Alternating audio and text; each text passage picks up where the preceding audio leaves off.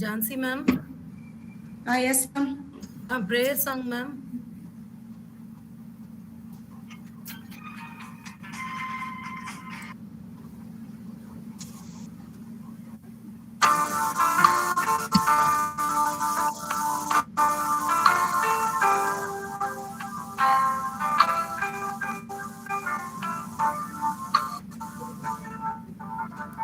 Precious Spirit, come.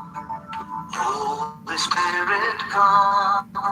Come into me now to touch and heal. Precious Spirit, come. Holy Spirit, come. Come in now and set my life on fire. Hold my heart, burn with love for my Lord. Let thy mighty power flow and set me free. Oh, let my heart burn with love for my Lord. Let thy mighty power flow and set me free. When times of trials come, temptations come my way, let me cling to thy precious love. Prepare me for that day, that great and glorious day, when my Lord comes back to take me home. Oh, let my heart burn with love for my Lord. Let thy mighty power flow and set me free. Oh, let my heart burn with love for my Lord. Let thy mighty power flow and set me free. Oh, let my heart burn with love for my Lord. Let thy mighty power flow and set me free. Oh, let my heart burn with love for my Lord. Let thy mighty power flow and set. Thank God for a gracious presence. Small cheer and great welcome makes a merry feast. Now I invite dear Madam Dr. Jansi Rose, librarian of our college, to welcome the gathering. Education is the most powerful weapon which you can use to change the world, says Nelson Mandela. Respected dignitaries, learned professors, research scholars, and my dear students, good morning to one and all. I am really privileged to have the pleasant task of welcoming the distinguished gathering for the national level NET Preparatory program organized by St.Ignatius College of Education Autonomous Palayam Kottai in collaboration with the District Central Library Palayam Kottai Tirunelveli. On this beautiful morning, first and foremost, I invoke the Almighty God to shower His blessings throughout this program. As we all know, there is nothing more attractive than a great positive personality. Our Reverend Sister Dr. L. Vasanthi Medona, ICM, Educational Counselor and Assistant Professor of Mathematics, is a great personality. Her simplicity, smile, intelligence, hard work, and genuine character has attracted many souls. I am extremely delighted to give you gracious welcome, dear sister.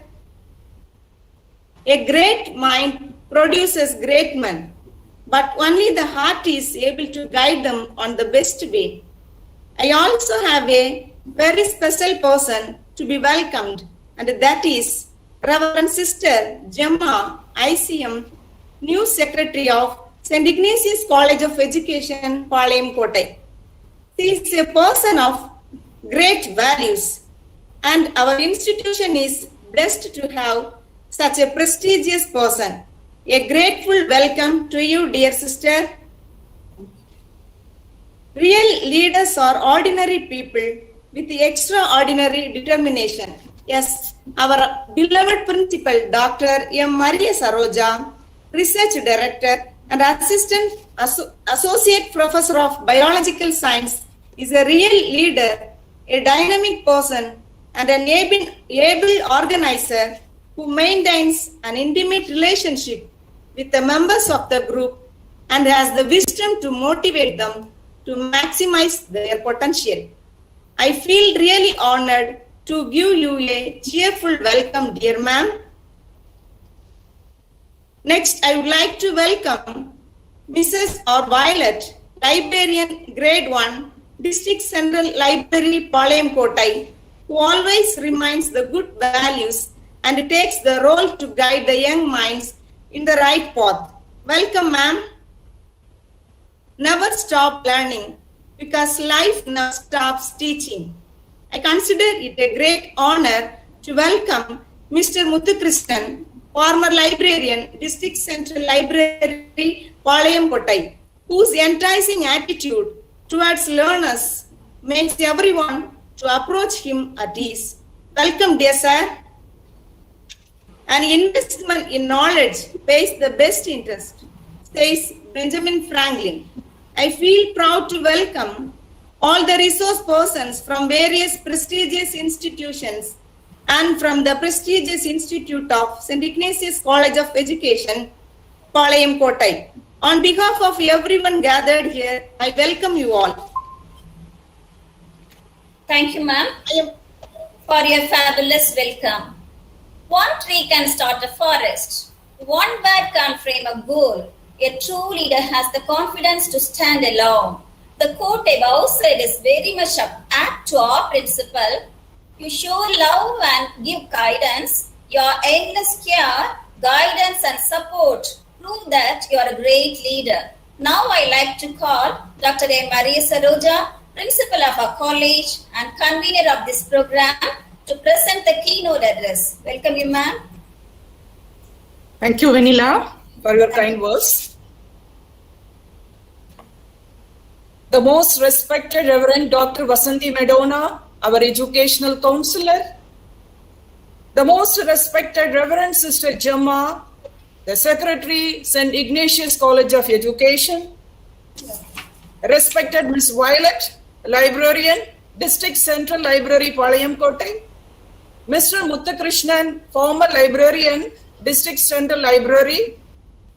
Respected resource persons of the national level UGC NET Preparatory Program, Dr. Vel Murugan, Dr. Sasipriya, Dr. Sherlin, Dr. Veliyappan, Dr. Maria Prema, Mrs. Lily Maria Pravina, Mrs. Stella Rajakumari, Mrs. Jabashila Jennifer, Mrs. Bhuvaneshwari, Mrs. Michael Jayapriya.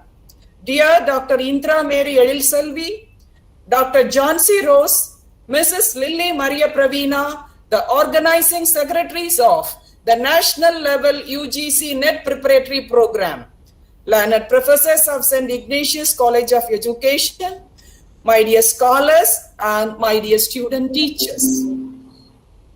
We all agree that the ultimate goal of going to college is not only just to get the degree, but to land a career as well. If you are aiming to make your career in research or teaching field after completing your post-graduation, then UGC NET 2021 is the perfect gateway to achieve your goal. Education is one of the subjects in which National Testing Agency conducts UGC NET to fill the recruitment of junior research fellowship and lectureship in government and private universities. Every year, many students apply for the UGC NET education exam because of various career opportunities available, but only a few of them can accomplish their goal. It is very clear that NET exam 2021 is going to be conducted to determine the eligibility for the assistant professor and junior research fellowship in Indian universities and colleges. Prior to 2018, NET exam was conducted by Central Board of Secondary Education, but now NTA is the in charge on behalf of the UGC. The NET exam was initiated by UGC and later the CBSE conduct the NET in 84 subjects at 91 centers across the country. From December 2018 onwards, the responsibility of UGC Central Board of Secondary Education has been transformed to National Testing Agency, which has been established as the premier and autonomous testing organization for admission, fellowship in higher educational institution. We all know very well that currently the exam is being conducted twice a year in the month of June and December in online mode. My dear scholars, to prepare for the exam, you must have the best UGC NET coaching and study material. This will help you give your preparation to your right direction and score better in the exam. Taking into consideration of all these important points, we have organized this national level UGC NET preparatory program for the paper education. The program will help you to get the tips and advice from the experts that will help you in the UGC NET exam. And the experts will provide you the best study material, previous year question papers with solution, model test papers, syllabus. Our aim is your success in the exam. So prepare well and get closer to your dream of becoming lecturer or JRF. Dear participants, your intellectual contribution is very much needed for the successful conduct of the national level of UGC NET preparatory program. Thank you. Thank you, ma'am, for your clear-cut keynote address. முத்துக்கு பெயர் போன தூத்துக்குடி மாவட்டத்தில் உதித்து நூலக தகவல் அறிவியல் முதுகலை பட்டம் பெற்று பின் 3ஆம் நிலை நூலகராய் பணி அமர்வு. தம் கடின உழைப்பு, கடமை உணர்வு ஒரு சேர தேனி மாவட்டம் 2ஆம் நிலை நூலகராய் பணி உயர்வு. விடாமுயற்சி, தன்னம்பிக்கை, முடிவு, முக்கடல் சங்கமிக்கும் குமரியில் முதல் நிலை பணி உயர்வு. பரணி பாயும் நம் நெல்லை தரணியின் மாவட்ட மைய நூலகராய் சுயநலம் பார்க்காமல் பிறருக்கு ஆற்றும் ஒவ்வொரு உதவியும் மனிதநேயம் என்ற உணர்வோடு இளைஞர்களின் வழிகாட்டியாய், புத்தக திருவிழாக்கள் பல கண்ட பகலவனாய், வாசகர் வட்டத்தின் வாடாமலர் திருமதி வயலட் நூலகர் கிரேட் 1 மாவட்ட மைய நூலகம் பாளையங்கோட்டை அவர்களின் நற்பணிகள் பல நிலைத்து நிற்க வாழ்த்தி தொடக்க உரை வழங்குமாறு அன்புடன் அழைக்கிறேன். Madam.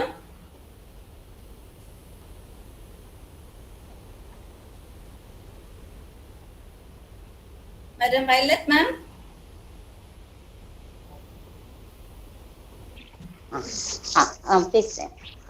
Ignatius College of Education, UGC NET Preparatory Program Online Meeting துவக்குவரை ஆற்றுவதில் நான் மிக்க மகிழ்ச்சி அடைகிறேன்.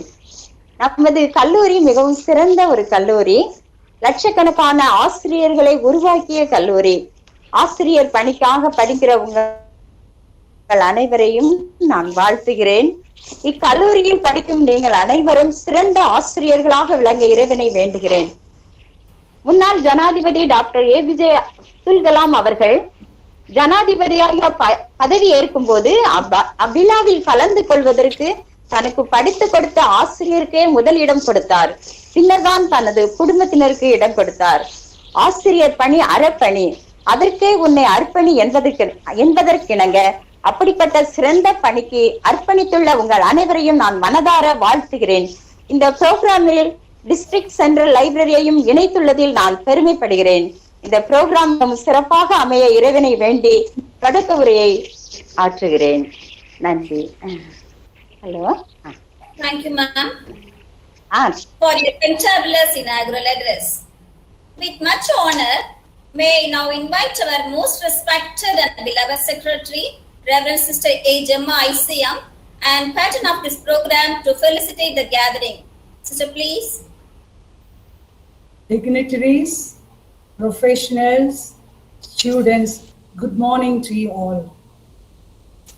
I'm happy St.Ignatius College of Education organizes, in collaboration with our Central Library, a program on the national level for 2 days, online UGC NET program, especially for the paper second education.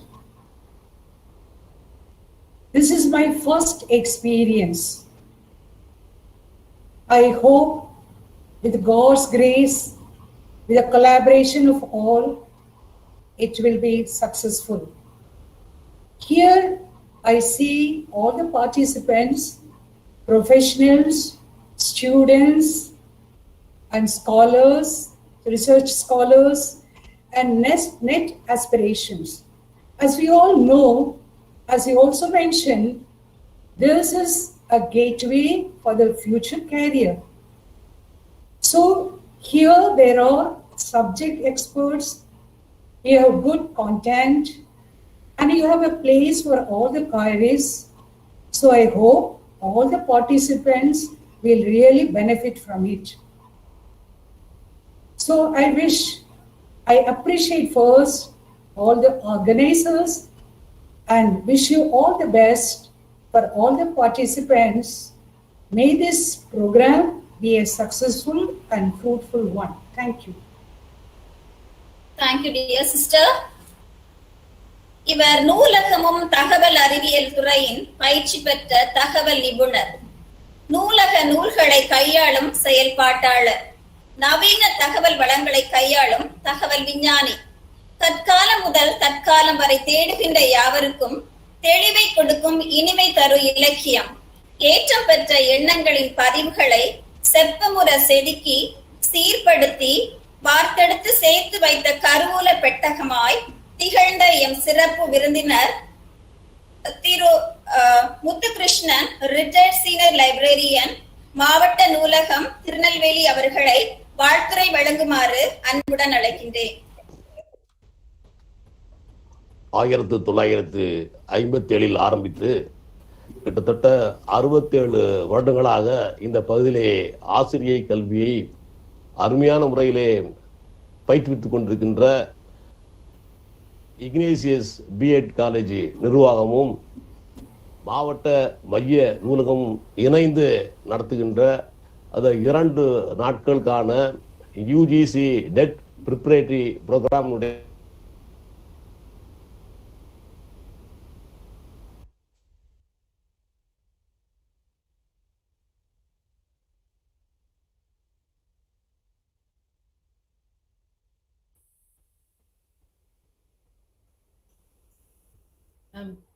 Excuse me, ma'am. Current cut ஆயிடுச்சுன்னு நினைக்கிறேன் ma'am. இந்த area where sir is. Shall we wait for 2 more minutes, Sindra? Sure, ma'am. Shall we wait for 2 more minutes? Sure, ma'am. I also agree, sir, about that. Okay. Hello, இந்த Shall we நிகழ்விலே continue? Sir? கலந்து கொண்டு இந்த பயிற்சி பட்டறையிலே கலந்து கொண்டிருக்கின்ற அத்தனை மாணவ மாணவிகளும் வாழ்க்கையிலே அந்த பயிற்சி முடிந்த பிறகு வாழ்க்கையிலே அந்த தேர்விலே அவர்கள் வெற்றி பெற இறையருள் வேண்டி வாழ்த்துகின்றேன். ஒரு நிகழ்ச்சியை நடத்துவது என்பது உண்மையிலேயே சாதாரண விஷயம் அல்ல. மாவட்ட மைய நூலகத்திலே பல நிகழ்வுகளை நடத்திய அனுபவத்திலே இதை நான் கூறுகின்றேன். இந்த நிகழ்ச்சியை அருமையான முறையிலே ஏற்பாடு செய்திருக்கின்ற இந்த கல்லூரியுடைய நூலகர் சகோதரி அவர்களுக்கும், இந்த கல்லூரி அவருக்கு இந்த நிகழ்ச்சியை நடத்துவதற்கு அனுமதி வழங்கிய அந்த கல்லூரியுடைய செயலாளர் அவர்களுக்கும், நிகழ்ச்சி அருமையான முறையிலே விளக்க உரை ஆட்சி அமர்ந்திருக்கின்ற கல்லூரியுடைய முதல்வர் அவர்களுக்கும், இந்த பயிற்சி வழங்க இருக்கின்ற ஆசிரியர் பெருமக்களுக்கும், பயிற்சியிலே கலந்து கொண்டிருக்கின்ற மாணவ மாணவிகளுக்கும் என்னுடைய வாழ்த்துக்களை பதிவு செய்து என்னுடைய வாழ்த்துரையை நிறைவு செய்கின்றேன்.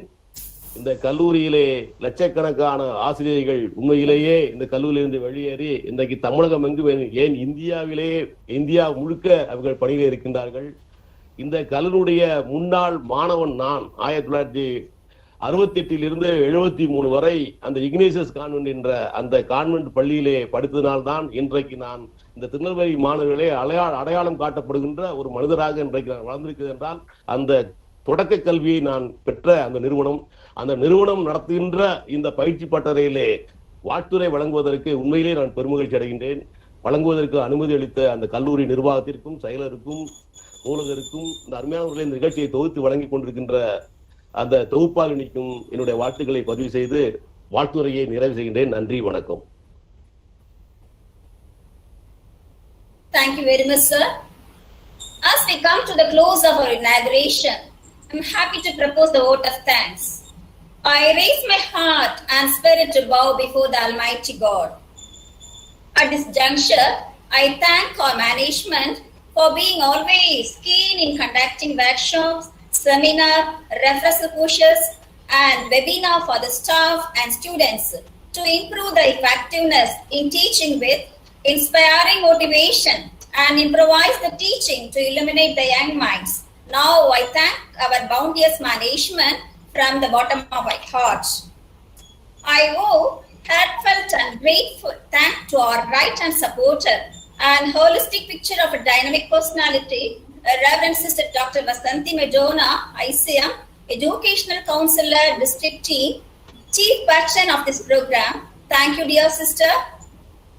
Now I register my profuse thanks to our respected Secretary, Reverend Sister A. Gemma, ICM, Patron of this program, for giving an excellent support towards organizing this event.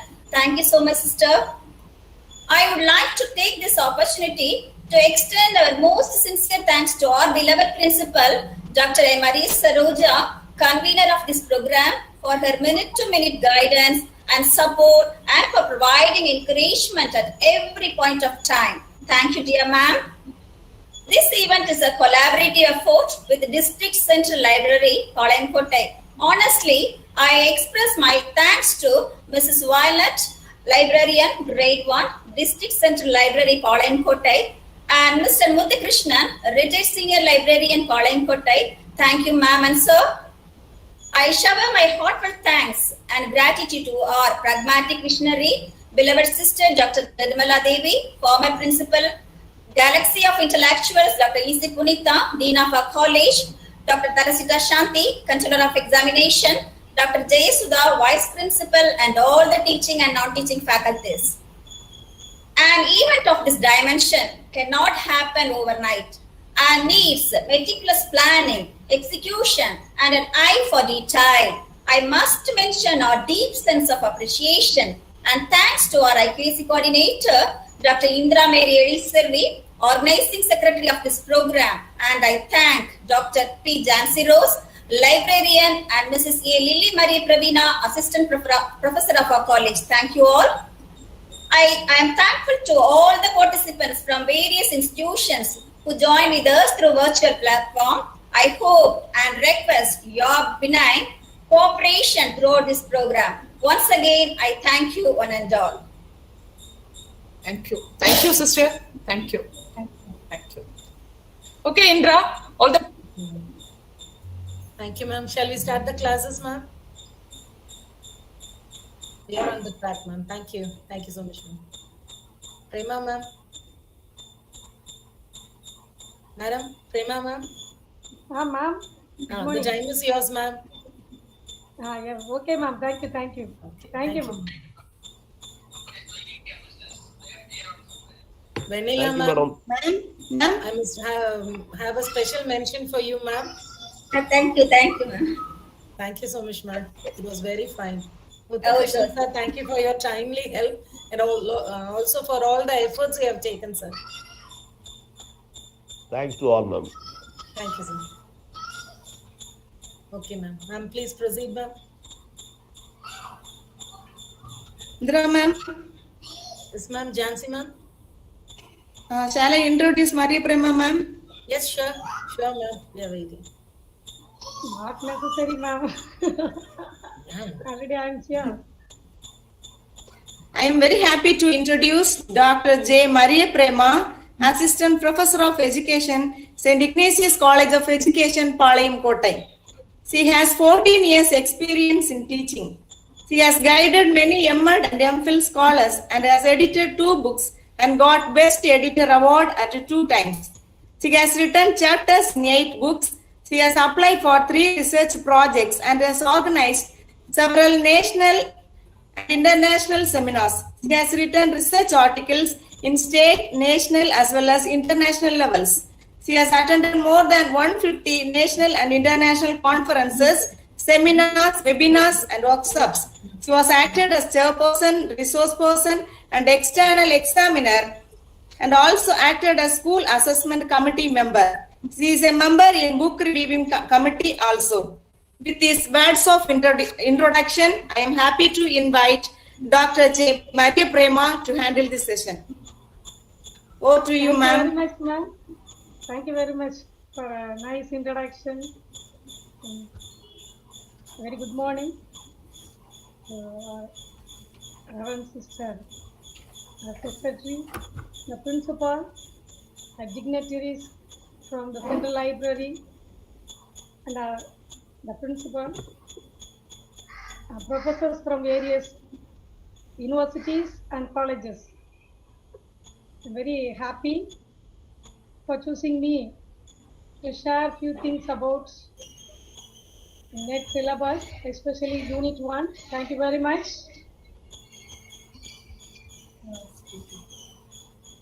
Okay, dear participants, welcome you all and all the best. Let us start the session. Participant, any one of you? Are you interested? Yes.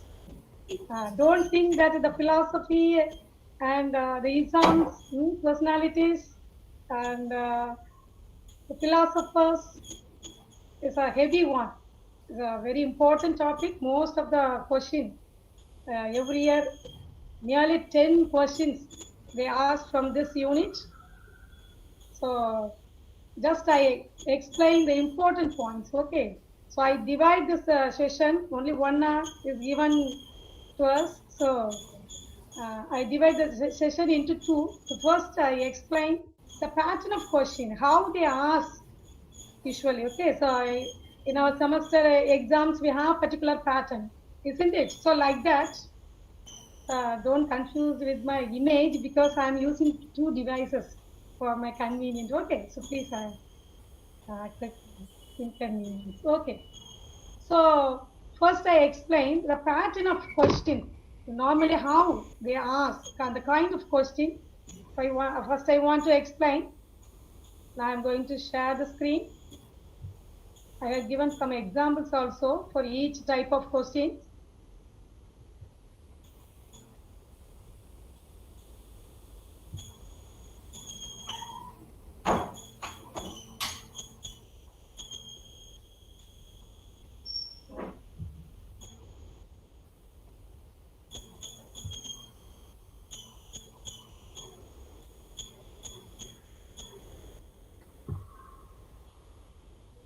Is it visible to everyone? Is it visible? Yes, ma'am. Your screen. Can you see the screen? Okay, thank you. So now you are seeing the unit 1. Okay, the paper under the paper 2, unit 1. I'm sharing. First, I want to give general information about the kinds of or types of questions. So every year they follow particular pattern. So I want to share this one first. Then you go to see the other matters in the unit 1.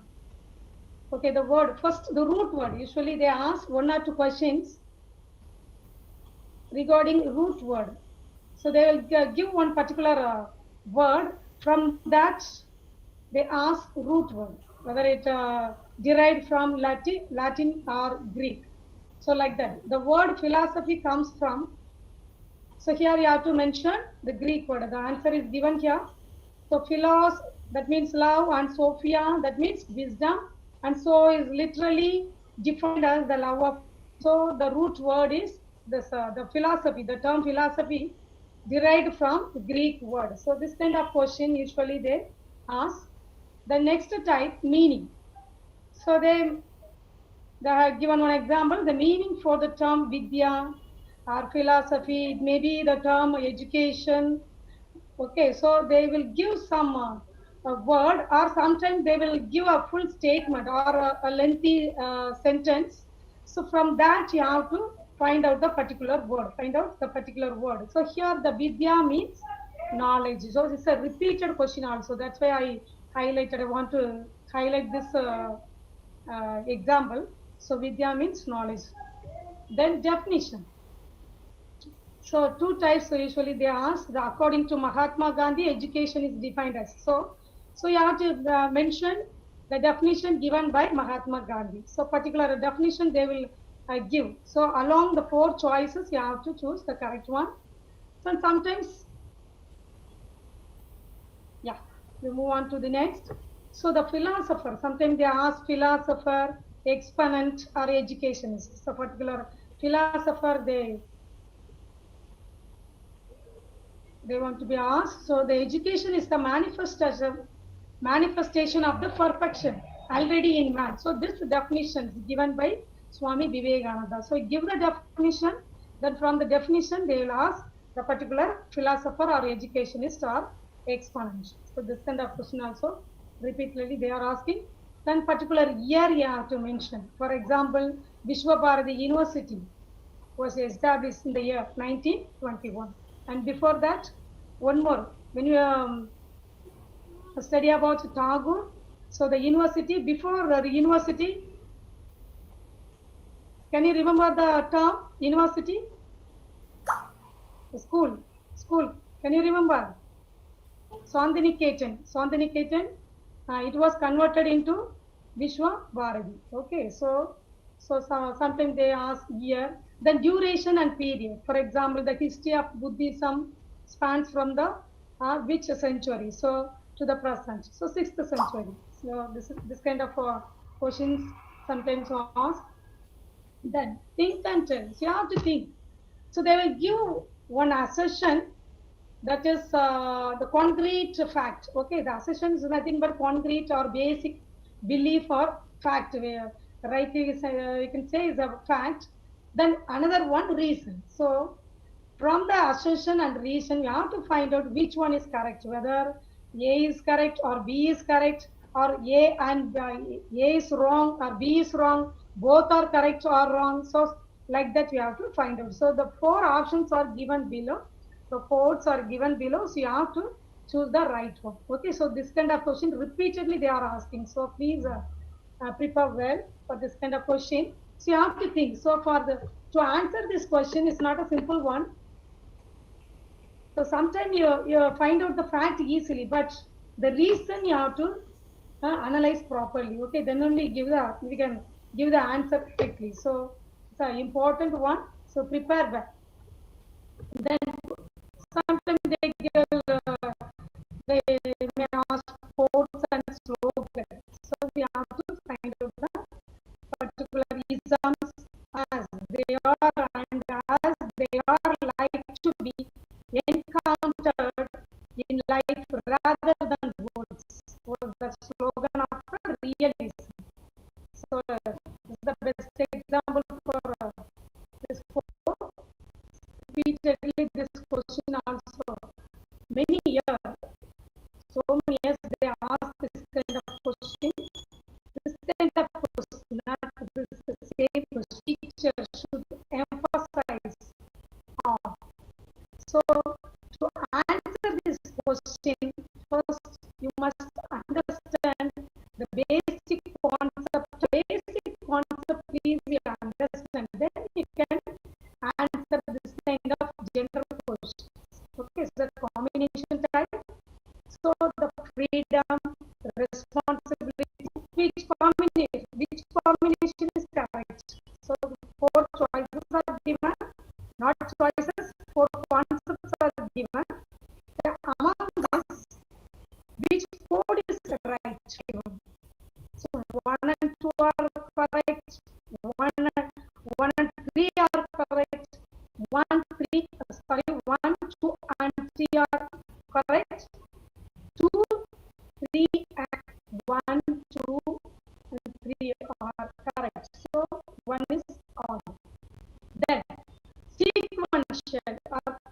chronological order. So most questions are like that. So chronological order. For example, Vedas. This question also 3 years they are Sama other ones. So we have to arrange the arrange this kind of Vedas according to the years. Okay, so which one is the percentage? So according to the century, you have to arrange. That is the chronological order of Vedas. Sometimes they must instead of Vedas, they must another. So we expect this year also matching. So they will give two lists. Okay. So left side they are giving four options regarding Buddhist concepts, and the right side list two. So you have to match it. So codes are given below. So A, B, C, and D. Four options are given. So you have to select the best one. So extra one more option is given in the survey. Among five, you have to select four. Yeah, according to the terms given in the left side. It's a matching check. Then this is very important one. So critical judgment check. Okay, ready? You have noticed so critically think. Then you answer. So the assertion is given. Assertion already I told you is a basic fact. Okay, it's a fact. Okay, so which is related to the concept or the basic law or principle given in the above. The instruction A, the go to school. Okay, whether it's a fact, you analyze, you critically think. Then reason Muslim philosophy lays emphasis on the equality of sentences, not we should not say the sentences, the facts. Whether it's a fact, the right fact, right or wrong. You select the right choice given under the codes. The four choices given, so D is the right one. Okay, so most of the one I went through the previous year question papers, then finally I prepared this one. So 2 to 3 general questions social institutions, as especially the sociology, they ask this kind of questions. Especially you can expect this kind of questions from Islam. Basic principles, no, very rarely they ask like that. So the general questions usually they ask like schools are basically social institutions.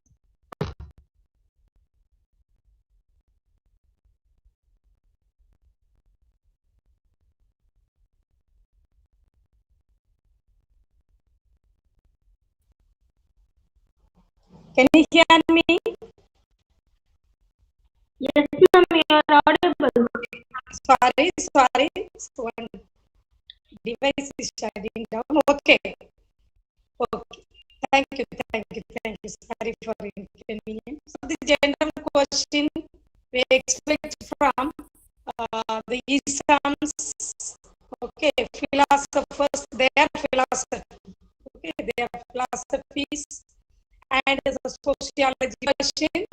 So the schools are basically social institutions as they preserve and instill the values of our culture in future generation. Is the first option. Then second,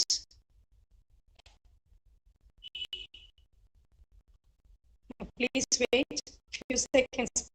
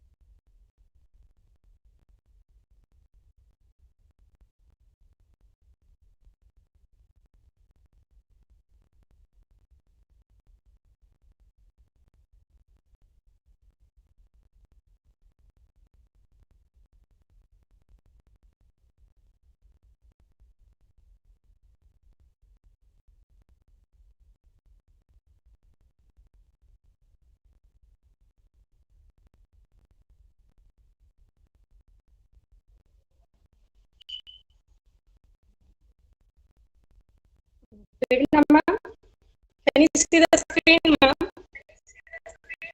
Yes. Okay. Thank you, ma'am. Sorry. Thank you. Okay, sir. The last one is the general question.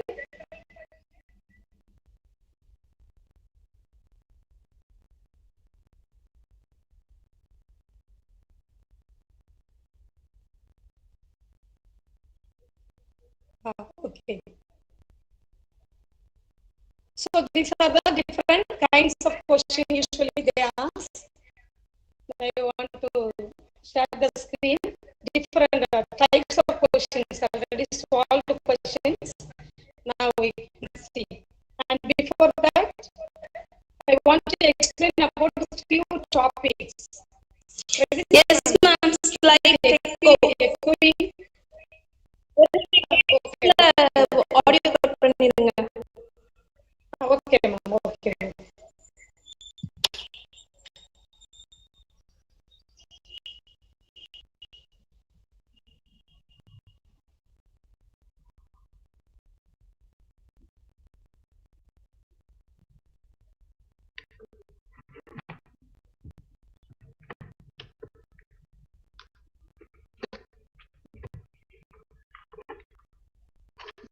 Okay, dear participants, now I explain Buddhism and Jainism. First, I explain a few important notes. If you want to take notes, please take notes.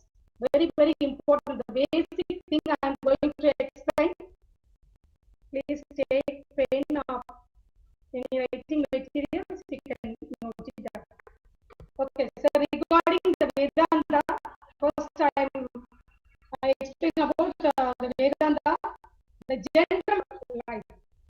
This question also repeatedly asking. The general basic, okay, the basic or general spirit of our own philosophy in India is a Vedanta philosophy. Okay, so still now we follow Vedanta philosophy. So Vedas, oldest Vedas, the period 4000 BC. 4000 BC. 3 years they asked this question. 4000 BC. The oldest one. One question was asked like the old was 4000 BC. Then according to Vedas, God, soul, and matter are three entities in the universe. So according to Vedas, these three as entities in the universe. It's the ultimate aim of our life. Okay. So God, soul, and matter. The Vedas ultimate salvation. Okay, salvation.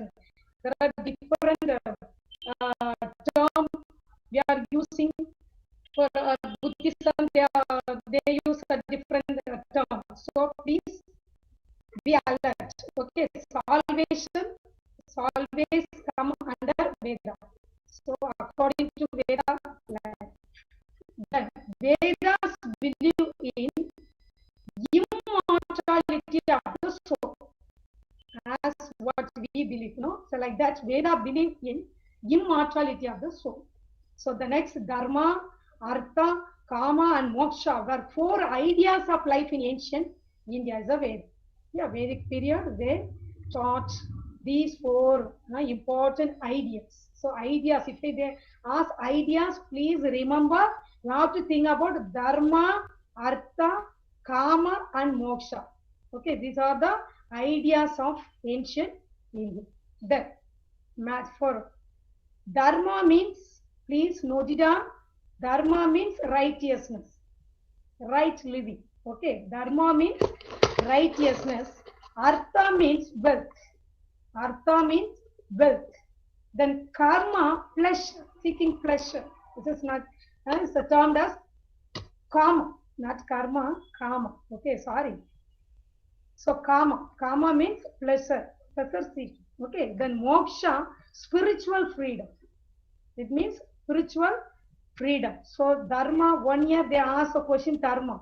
So under the choice they give, so already they give righteousness. So you have to find out. So for first, and especially I want to tell you participants, regarding Veda and Sankhya and Buddhism, then Jainism, they ask repeatedly, they have given Sanskrit language they use. So please, if you find this kind of terms like salvation, mukti, moksha, vidya, sankhya, artha, kama, so you have to see the, a common word, okay, it's common term, you should be familiar. Then only you can find out the right answer. So 2 or 3 they asked usually. That Vedic education believed in mental discipline of its own kind. So they are giving more importance to mental discipline. Okay, so mukti or emancipation has been the highest end of life. So they are focusing, the highest one is the mukti or emancipation. They are focusing the highest value. These two is the important one for their life. Then the realization of the life is called salvation. This question also already asked in previous question, I find out. So realization of self is called salvation. Then Gurukulas were the centers of education in Vedic period. You know very well, isn't it? Gurukula is the educational center. Okay, educational center in Vedic period. Then the students remained with the Guru for 12 years.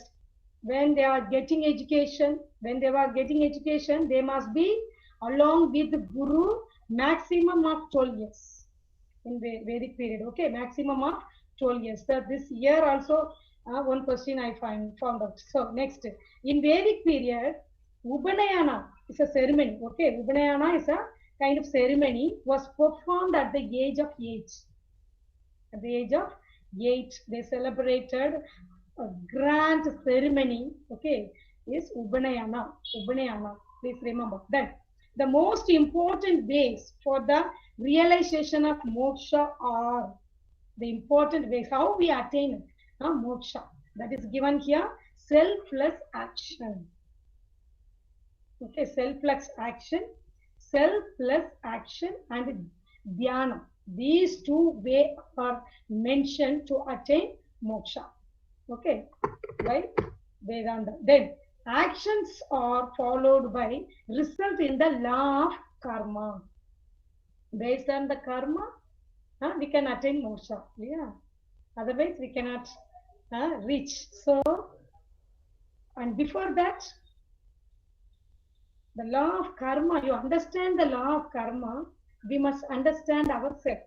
That is given here. Okay, it's a fantastic philosophy. So, the actions are followed by the result in the law of karma. According to our own karma, in future life, or next life, okay, so our life will be decided based on our own karma vinay, no? Okay, so the period of education for Brahmins were 48 years. The period of education, please note it down. The period of education for Brahmins. Why we mentioned here Brahmins? Because they are going to be a teacher. Okay, so for teaching, the Brahmins have to learn for 48 years. Don't be confused. Okay, so 48 years they have to get education for preaching. So the Brahmins were allowed, not other peoples were not allowed in those days. So here, that's why we mentioned Brahmins. Okay, so Brahmins, the period of education for Brahmins, 48 years maximum. Then they can preach, okay, or teach. Then, when there were large classes, the method followed was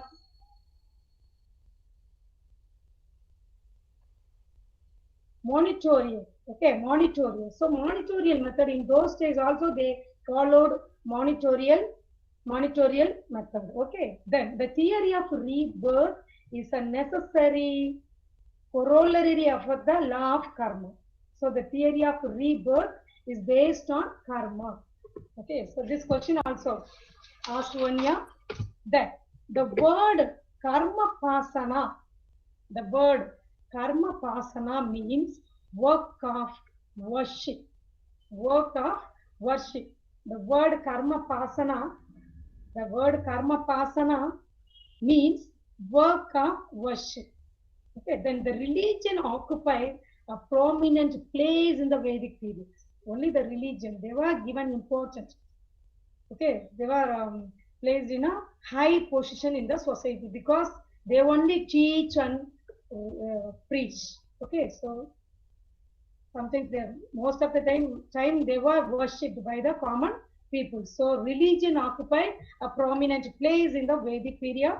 Then in Vedic period, Indian literature is the vehicle of religion. So for the religious, only the vehicle is Indian literature. Okay, Indian literature. Then the Vedic literature saw mainly the main basis for Vedic education. Okay, Vedic literatures are mainly it's a basis for Vedic education. So Vedic education, so completely comprising of Vedic literatures. Then the literal meaning of Vedas is what?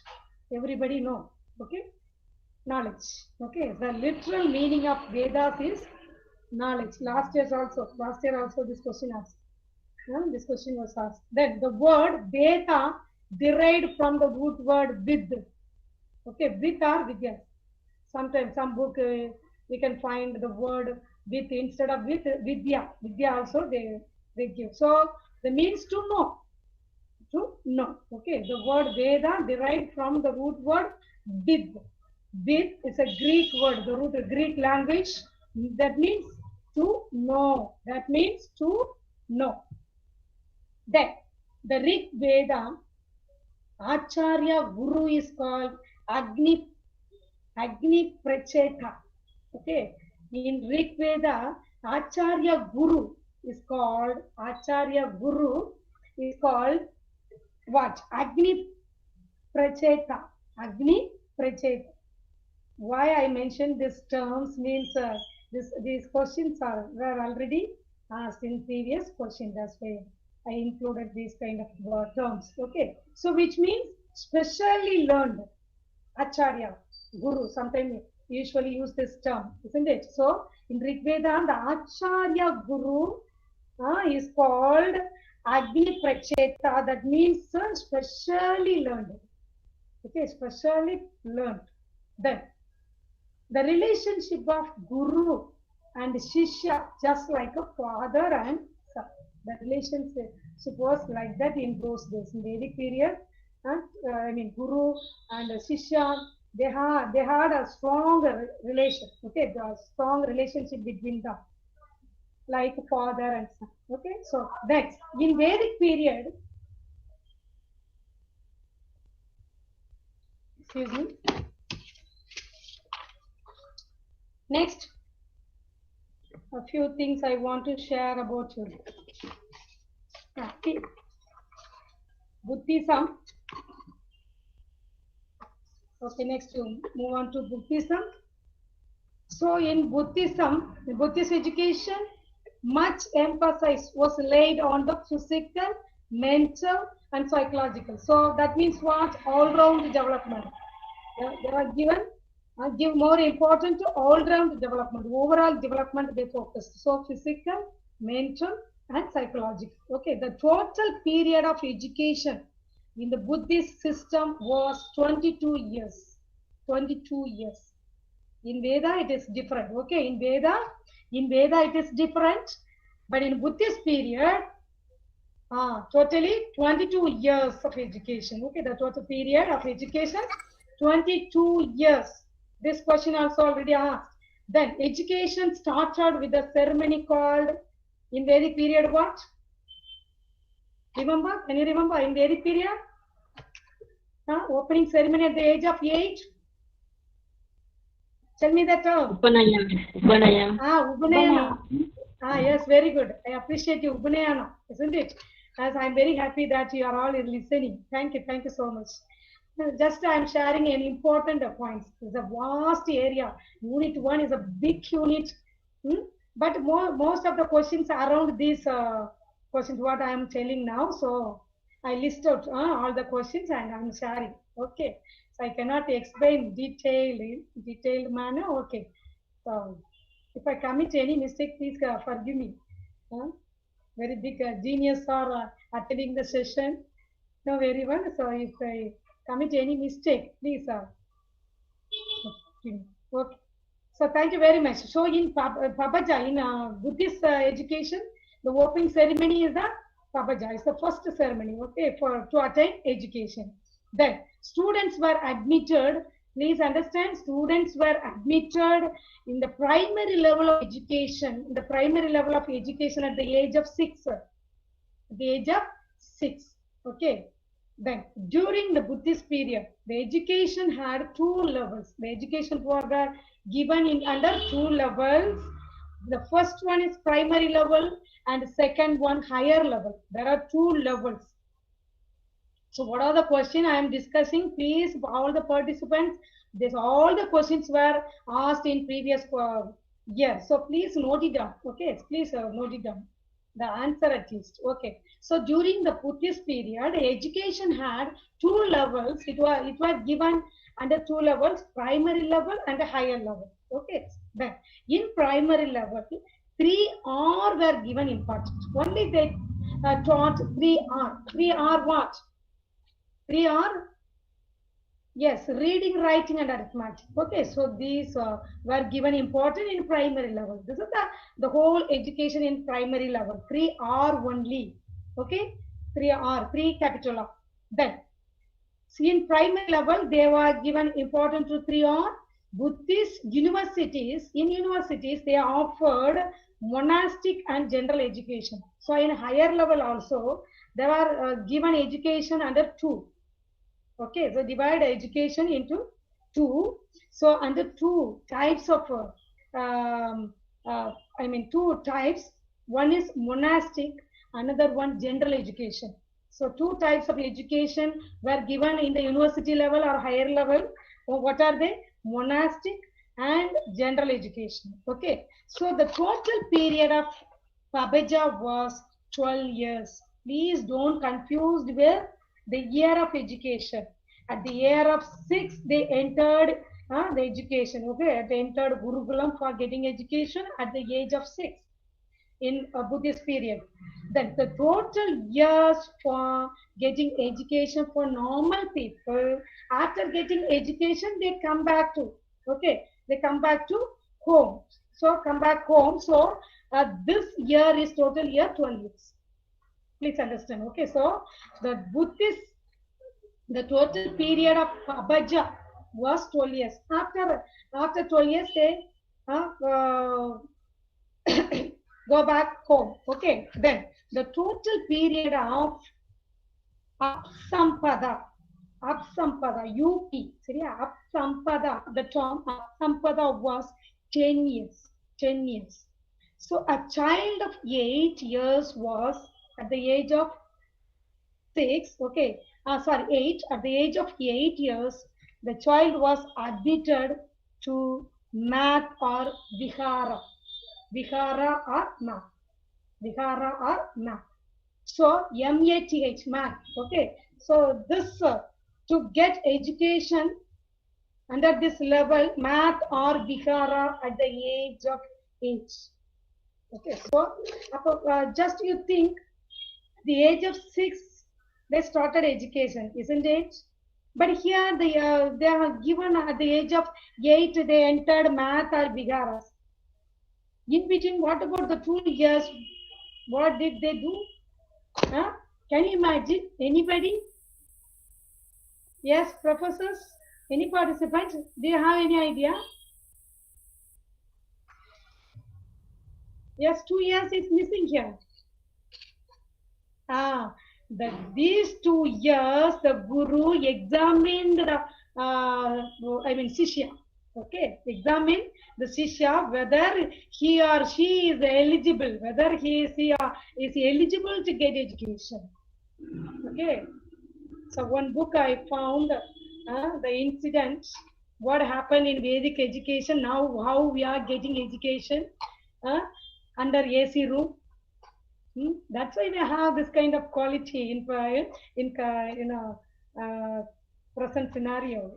We cannot compare in Vedic education how the education was, the quality was.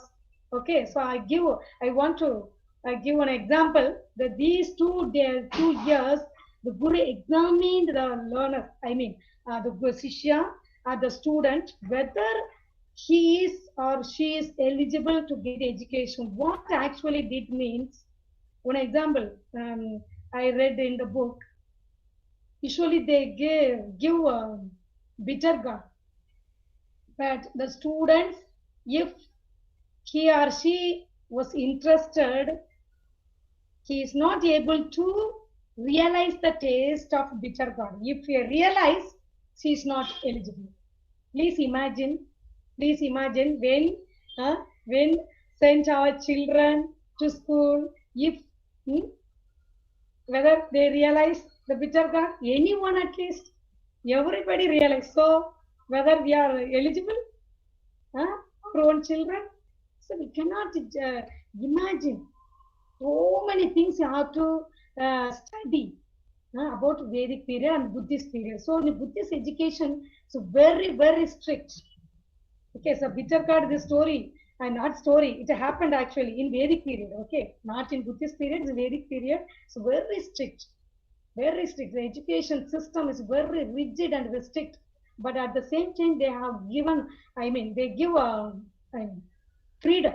The students were given freedom also, okay, but well disciplined. So the 2 years, please don't be confused. At the age of 6, they were admitted in the Gurukulam, okay, the Gurukulam or the Buddhist education was started, but 2 years is a preliminary years for getting education. So after 2 years, at the age of 8, they were admitted the level math, okay, admitted to math or Vihara.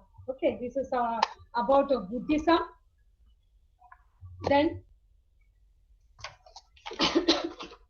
this page.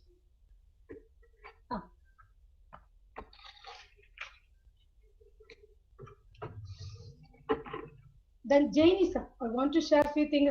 Think about Jainism. So Jainism believes reality to be many-sided. With different dimensions they focus. Okay, different, multi-dimensional focusing.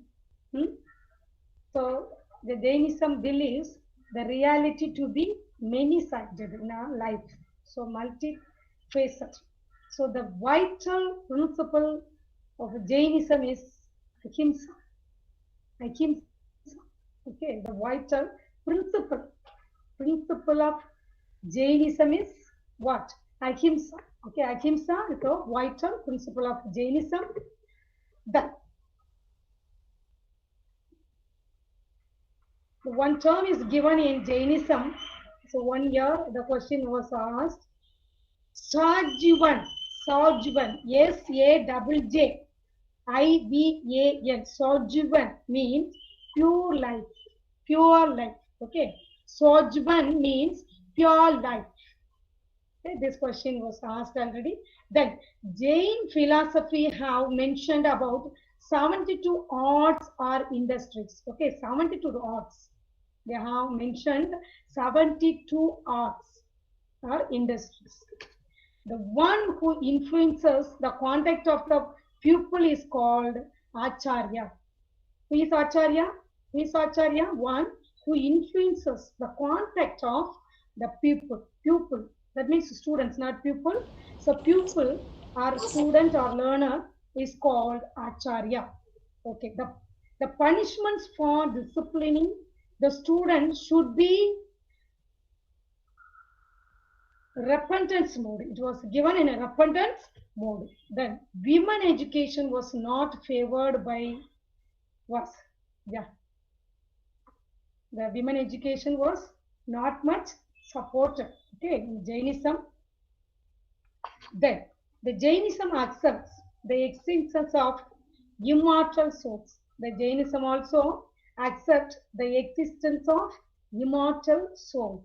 Okay, so nirvana is attained through 3 jewels. According to Jainism, nirvana, the state of nirvana is obtained through 3 jewels. They mention the term jewels, that is called Tri-Ratna. Okay, the term Tri-Ratna. So the Jainism rejects the idea of creation of the world. The Jainism rejects the creation of the world. Then Jainism says material world is real. What we have, the concrete thing, it believes. Okay, the Jainism believes on concrete, the material world.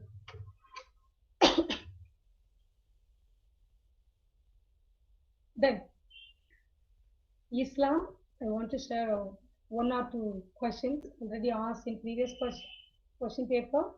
Among Muslim rulers, Akbar did commendable works in the field of education. They mentioned Akbar. Okay, so Akbar is a remarkable personality in Islam. Yeah, in some period. Then during Muslim period, education was organized in maktabs and madrasas. Madrasa, some book it is given like madrasas. Okay, madrasas, maktabs and madrasas. These were the educational university, educational centers. Okay, educational centers in Muslim period. Then primary education was given in maktabs. So primary education is given in maktabs. Then higher education was given in madrasas. Maktabs for primary education, madrasas were given higher education. Okay, so higher education was given in madrasas. Then in maktabs, children were given the tenets of Quran and Qiyas. That's all. So in maktabs, they taught only Quran and Qiyas. Okay, then religious and regular subjects, so common subjects, general subjects, religious and general subjects taught in madrasas. So in madrasas, they taught general science, it may be science or civic or astrology. So general studies and religious, they were taught in madrasas. Okay. Then we move on to isms.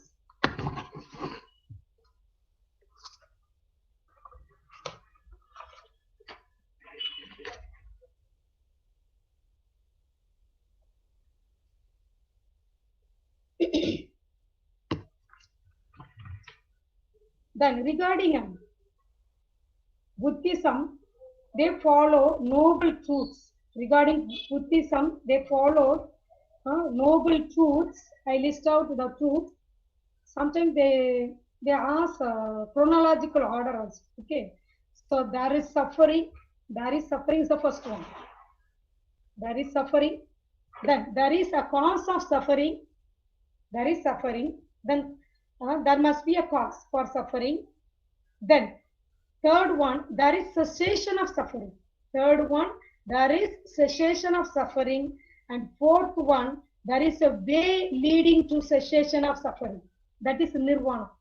Okay, nirvana. So these 4 were given as a noble truth of when a Buddhist period, noble truth. Then 8-fold path to attain nirvana. How to attain nirvana? They highlighted 8 path. Just I mentioned right faith, then right resolve, right faith, second one right resolve, then right speech, right action, right living, right effort, then right thought and right concentration. If you have these gates, definitely we can attain nirvana. Okay, so according to Buddhism, when you follow these 8, definitely we can attain nirvana. Okay, so some implications are given here, so you are able to write, no problem. Then regarding Jainism, regarding Jainism, the important aim of life is liberation. This question is asked. This question was already asked, so I want to recall. Okay, so the main aim of life, according to Jain system of education or Jainism, is liberation. Okay, then non-violence. Another one, non-violence. Then efforts and good conduct, and right speech. Right speech. Liberation, right speech, great effort is a hard work. Okay, hard work, then right conduct, discipline. Okay, right conduct. Then 5 principles. They highlighted 5 principles in Jainism. Non-violence is the first one. Non-violence, and second one, truth. Then non-stealing. Then non-stealing. Not only the object, stealing of objects. Here we should think about now we are stealing others' cognitive property, isn't it? When you write the journal or when you write any article, without their permission, you just not borrow, just we steal the content from others, simply. So this is also not a right. It comes under stealing. Okay, so non-stealing, then brahmacharya life. You have to lead brahmacharya life. Then giving away of others' wealth, all kinds of wealth. So giving away of others' wealth. Okay, so non-violence, truth, non-stealing, then brahmacharya life, brahmacharya, then giving away of others' wealth. So these were the basic principles in Jainism. Then the methodology and teaching and curriculum, these are all we can write.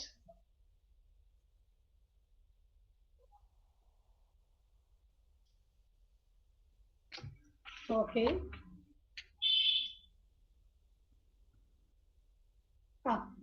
There are they mentioned different kinds of knowledge.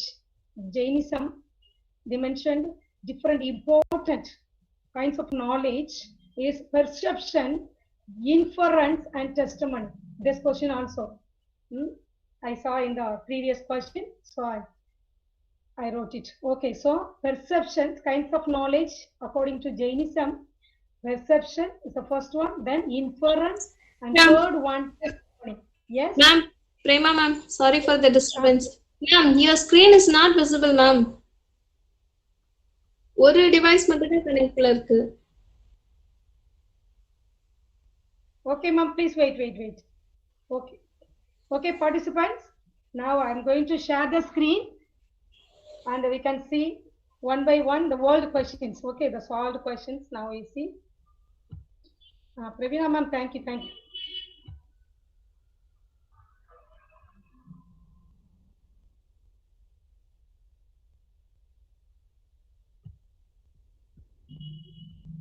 I think now it is visible. Yes. Yes, ma'am. Yes, Thank ma'am. you, Pravina ma'am. Thank you so much. Okay. Now it's clear. Okay. So, dear participants, now we see the previous questions.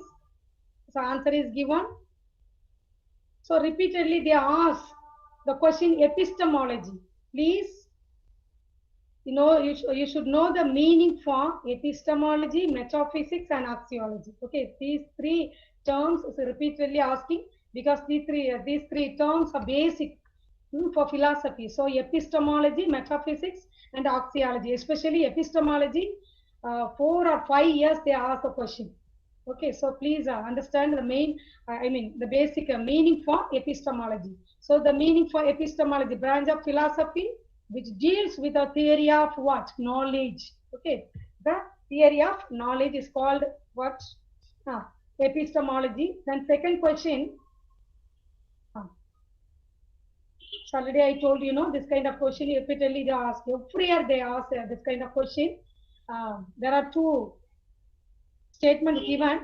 The first one is assertion and the second one is reason. You see, read these two and find out the answer.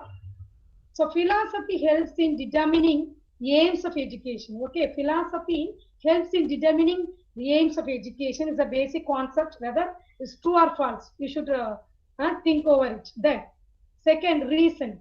Reason. Education depends mostly on philosophy. You know what is education and what is philosophy. You just compare it and see the reason, whether it's right or wrong.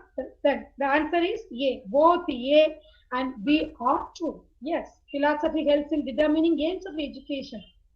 So when you frame the aims of education, think about the aims of education. We must know the template of philosophy. Without philosophy, you cannot give the aim of education, right? So it's a fact, it's a general fact.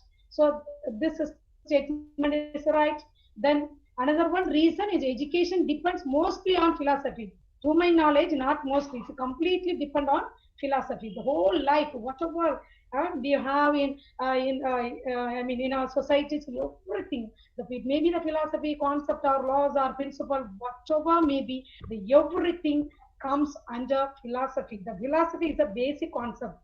Okay, the education is one part of philosophy. Please understand, participants. So, education depends mostly on philosophy. Is the 100% the right reason. So, A and R. That means not A and R. The code A is correct. So, A, R and R. That means assertion and reason both are right. True. Okay. Now, next to the third one.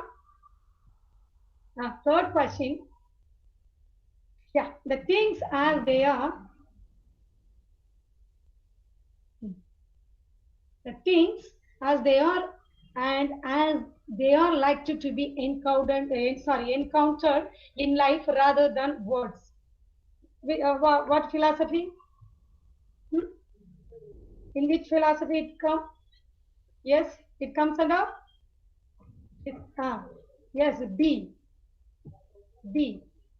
Realist. Okay, realism. Okay, realism. So, next question. An existentialistic teacher should emphasize a general question. First, you understand the concept, existentialism. Then you are able to answer. So it's a general question.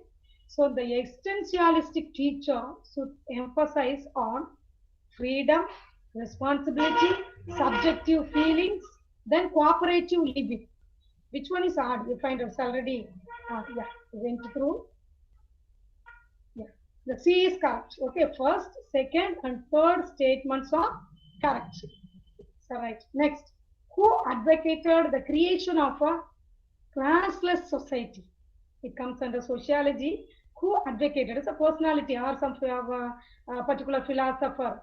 They ask. So, who advocated the creation of a classless society? Can you imagine? Okay, Karl Marx. Okay, Karl Marx, right answer. And next question. Vedas. The Vedas teach us that what actually it teaches. Creation is without beginning. Creation is without beginning. Then creation is without an end. There is no beginning, there is no end. So according to Veda, which statement is correct? Creation is without beginning and without an end. Creation has a definite beginning and also an end. Which one is correct? Which one is correct? Yes?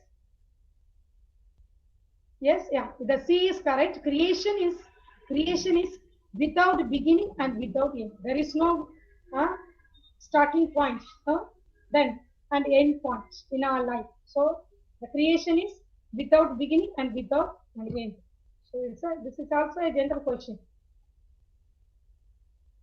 Next, in Tagorian education system, according to Tagore philosophy, the child learns better by which method is best according to Tagore philosophy. Which statement is right here? Debates and discussion, reading, writing and speaking, dance, drama and music. You know one thing, Tagore is an international thinker. Okay, he supported all the philosophies, and Western philosophy, Western literature, everything we must learn. So she supported international level of educational system. So please, that is a thought, okay? The international personality, like that you keep in your mind. So it is easy for giving an answer. So debates, discussion, reading, writing and speaking, then dance, drama and music, and traveling and interacting with the nature, which is the right. These right statement 1, 3 and 4. 1, 3 and 4. Okay. Next. Okay. The question is the same question repeated. That means that it was asked the next year also. Next year question also. So I collected this question in the previous examination question bank. Okay. So it will be easy, and most of the question definitely repeat. So you can expect this question. Okay, then one more question is given here. Yes, it's a ascension, philosophy, health, and it's the same question.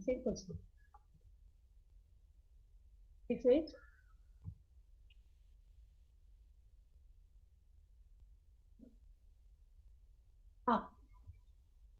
So some question will ask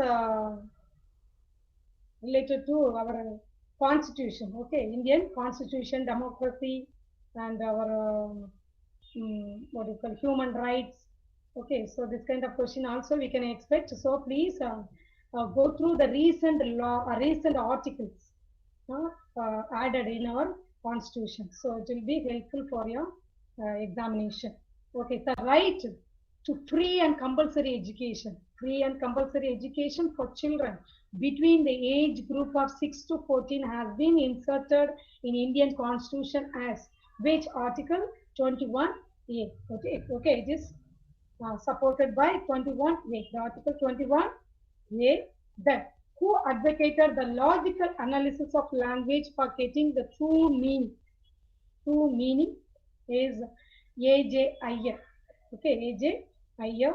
So is a kind of a, they are a philosopher, psychologist. Next, one more question from sociology. Sociology of education is sociology. Then what is sociology? This question also repeatedly asking. So sociology of education is the branch of anthropology, study of the society, and analysis of sociological processes involved in the institution of education. Please understand sociology is something different, sociology of education. Okay, so science which studies primitive society. This is the right answer. The C is right. An analysis of sociological processes involved in the institution of education is the right answer. The sociology of education. Then the schools are basically social institutions. As what actually it does. Okay, why we call it a school is considered as a social institution. That is what asking here. So they preserve and instill the values of our culture in future generations. Then they suggest ways and means for social progress. Then they just suggest solution to social problems. They are established by the society. Which one is the right? So you analyze the four statements, then you find out the answer. So see, the first one is the right answer. They preserve and instill, okay, inculcate the values of our culture in future generations. These are the basic and vital role of school. Okay, that's why we call it as a social institution. Okay, next. It is not. One more thing I want to tell you, some negative statements also, them negative question also given. One question definitely you can expect. So please, when we read the statement, sometimes we skip the term, the negative term, not. Sometimes we forget to note the term not. So you take the sentence in a positive way. So there is a chance to give up wrong answer. So please aware. When you read the question, please be careful. one or two questions may ask a negative term will be given in the question. So which is not a criterion used consistently for placing people in a particular social class. Okay, when we place the people in a society under that, I mean class wise, which is not a criteria. This is a question: race, religion, knowledge, wealth, which is not considered much knowledge. Okay, knowledge. Based on the knowledge we are not placing the people in different classes in a society. Okay, so knowledge is a right answer. Next. Next question. So this is also a general question. So we should you must clear about the race, class, tribe, family. Okay, then classes. So then only you can answer for this question. Beginning with family as the lowest unit, which of the following constitutes the correctly sequenced hierarchy of social group? Which the hierarchical order is given here. Which order is correct? From the yes, it's already given family. Family is the lowest unit. Okay, from the family, if you order these I mean terms, which order is correct? So B is correct. Family, then class, okay, then tribe, race, and nation. So it's a general question. So if you understand the concept, you are able to answer correctly. Okay. Next, use of science and technology. So important question. Okay. Use of science and technology in replacing existing social practices is termed as what? Modernization. So modernization. Next. The process of imbibing one's own culture in one's personality is termed as enculturation. So please you read the meaning for enculturation, acculturation, socialization, standardization, you know, easily find out. Socialization also easily find out, but you must know the enculturation and acculturation. Okay, acculturation. So you must clear about it. Then critically judge the following. One more thing I want to share. Yes, critically judge the following. So you have to think critically, then only you can give correct answer. Assertion, my religion is the best religion. My religion is the best religion. My religion is the best religion. Whether the assertion must be a general fact, okay? General fact, whether it is a fact. So that's the given statement is right or wrong. The reason is the democratic philosophy allows me to think and live with freedom. We discuss with others, okay? I collect so many reasons, like this kind of questions from the net, and you find out the answer. Okay, the answer is given here. The D is correct. Yes, only R is true. That means the reason is true. How do we say, my religion is the best religion? Yes, we cannot say. It's not a general concept. Okay, so like that you have to find it. Definitely this kind of question asked. Which of the following change represents the change processes underlying educational system of free India? Free India. Psychological change, social change, political change, and educational change. Okay, which, again, I read the question. Which of the following change represent the change processes underlying educational system of free India? B is correct. B is correct. Which is the order? Political change. If anything change in the political structure, definitely it will affect the social structure, then it passes on to the people minds or psychological. Yes, then educational change according to the need of the learners or need of the the students or psychological need, then you coin the goals and aims of education, isn't it? So this is the right. right chain. But we have to discuss. Okay, so just given in the right, but we have to discuss. Okay.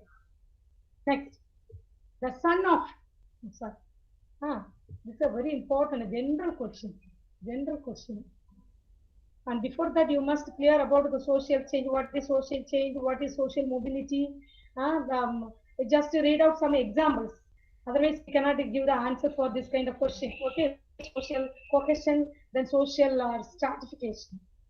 So, the son of a rickshaw puller struggles and becomes an engineer.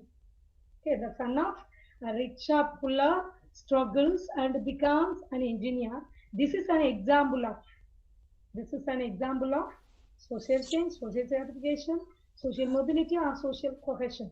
Social mobility. Ma'am, Yes. wait. Sorry for the interruption. Time exits. Okay, ma'am. Okay, ma'am. What should I do? Okay, thank you. Thank you, Pravina, ma'am. Thank you. Dear participants, thank you very much. Very little part only I shared with you. And okay, but I am very happy for sharing few things about particular topics. If time provides, we will discuss in later. Okay. Thank you so much for. Okay. Sorry, ma'am. Thank you, Prema ma'am. Yes, ma'am. Prema ma'am, Yes, ma'am. thank you for your wonderful presentation. Not wonderful, just what I taken few notes only. And thank you, ma'am. Thank you, Rose ma'am, and Pravina ma'am, Thank you, ma'am. our organizers. And I Thank you. share my gratitude to our management. Thank you very much, and thank you very much for patient attend. Patiently are attending my session. Yes, I hope you are all attending sincerely. So thank you very much, all the participants. Thank you so much. Thank you, ma'am. Thank you. Dear participants, next session will start sharp at 11:15 a.m. Thank you. Participants, you could stay online, otherwise have some break and come, okay? You could stay at 11:15, sharply at 11:15, the next session will start.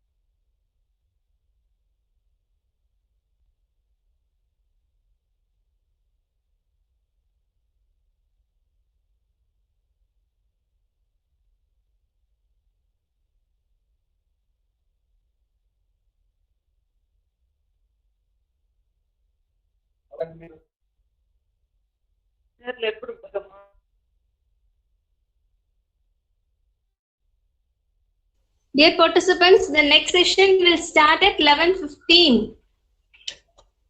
That is after 6 minutes, sharply after 6 minutes.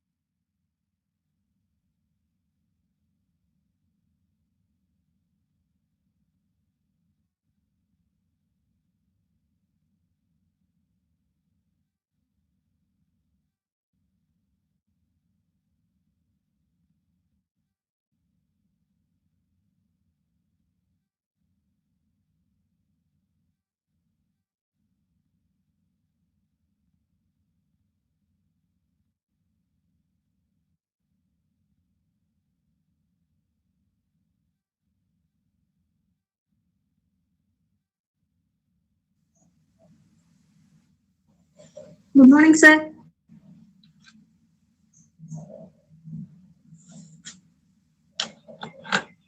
Sir, good morning. Velmurugan, sir. Good morning, madam. Good morning. Good morning. Yes, sir. Velmurugan, sir. Good morning, sir. Good morning, madam. Good morning. Shall we start, sir? Okay, ma'am. Okay. We can start. I am very happy to welcome our resource person, Dr. P. Velmurugan, Associate Professor, Anuswamy College of Education, Mutta. He has 15 years of teaching experience and research experience in the field of education. He has acted as a resource person and chairperson in various seminars and conferences. He has organized 18 programs at national, international, and regional level. He has attended more than 100 seminars, conferences, workshops, etc. He has published 42 articles, 3 chapters, reviewed 257 articles in various reputed journals. He has presented 38 papers at the national and international seminars. He has written 3 books, namely Teaching of History, ICT in Education, and Handbook on Education. He has received Lifetime Achievement Award, Best Student Award, Best Faculty Award, Gold Medals, and Honorary Doctorate.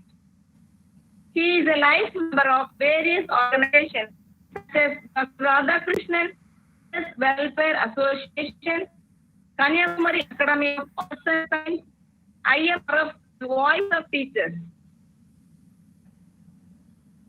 He has organized net and TED coaching classes that is a resource person at various institutions. Such kind of eminent personalities come over here on behalf of the management of St. Ignatius College of Education, the District Library, Malay, and my own behalf, I extend a warm welcome, dear sir. Thank you, ma'am. Thank you, madam. This session to Dr. Fidel Murugan. Thank you, sir. Over to you. Okay, welcome, ma'am. Welcome. Okay, first of all, I would like to thank the management of Ignatius College of Education and the coordinators of the NET preparatory program and the district library Palayamkottai and the faculty members of Ignatius College of Education. I extend a warm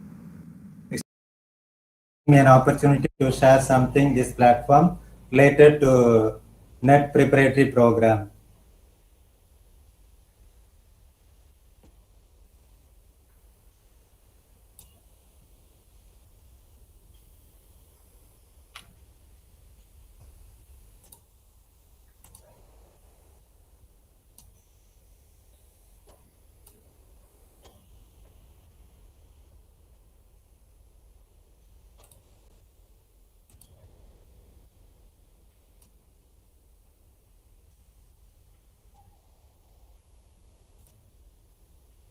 Sir?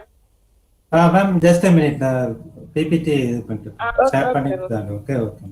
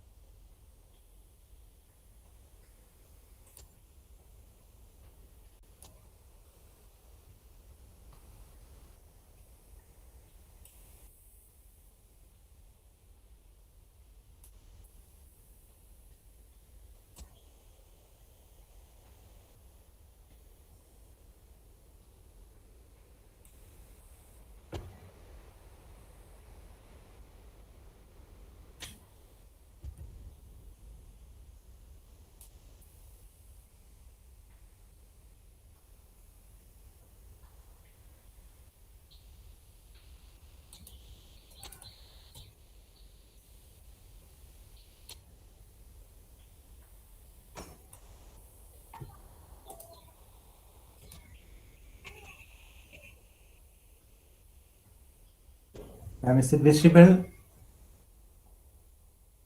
madam? Yes, sir, it's visible, sir. Yes, sir, yes, sir. Okay.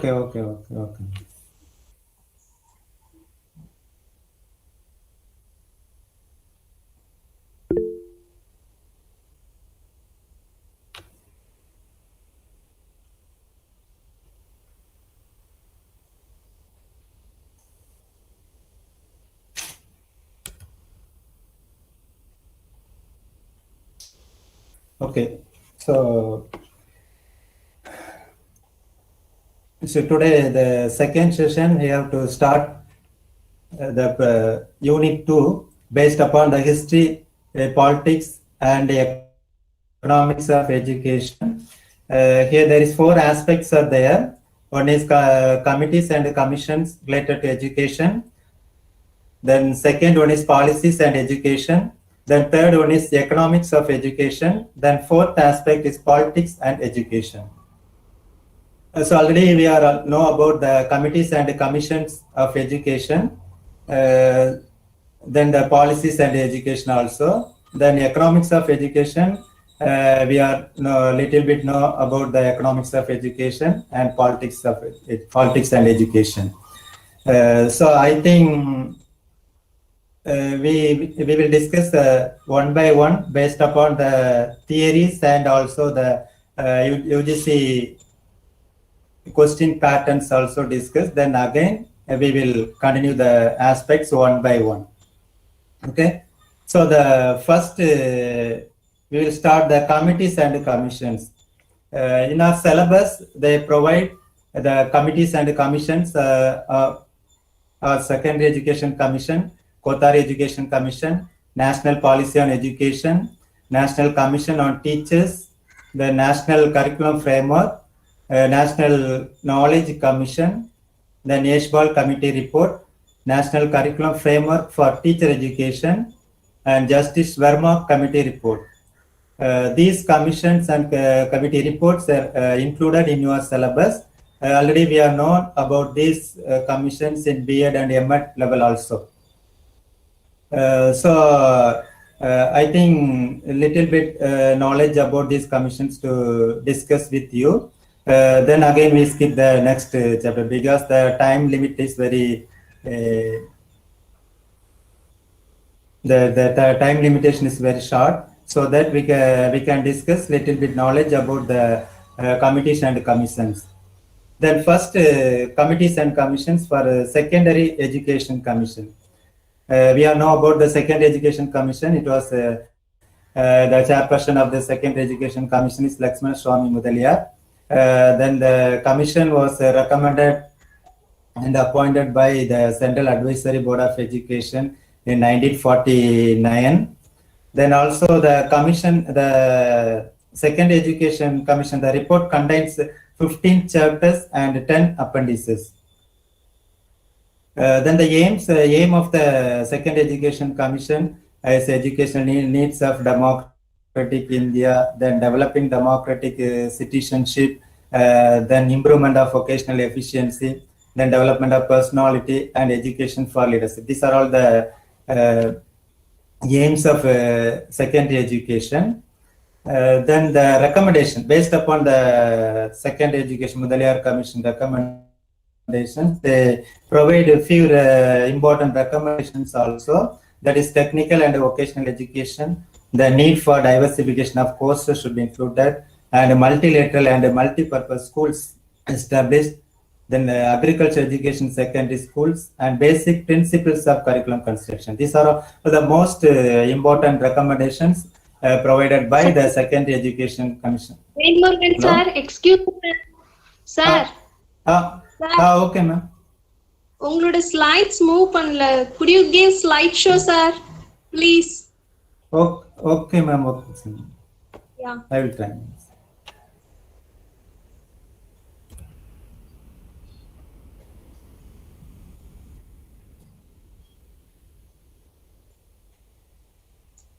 Slideshow, sir.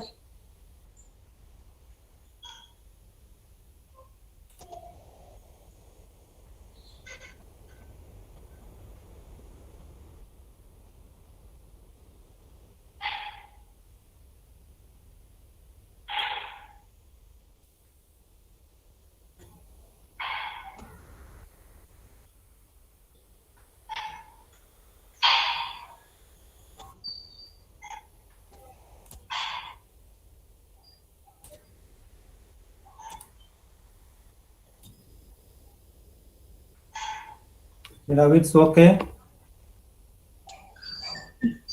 Yes, you are presenting, sir. Yeah. Is it visible? It's visible, sir, but it is not moving.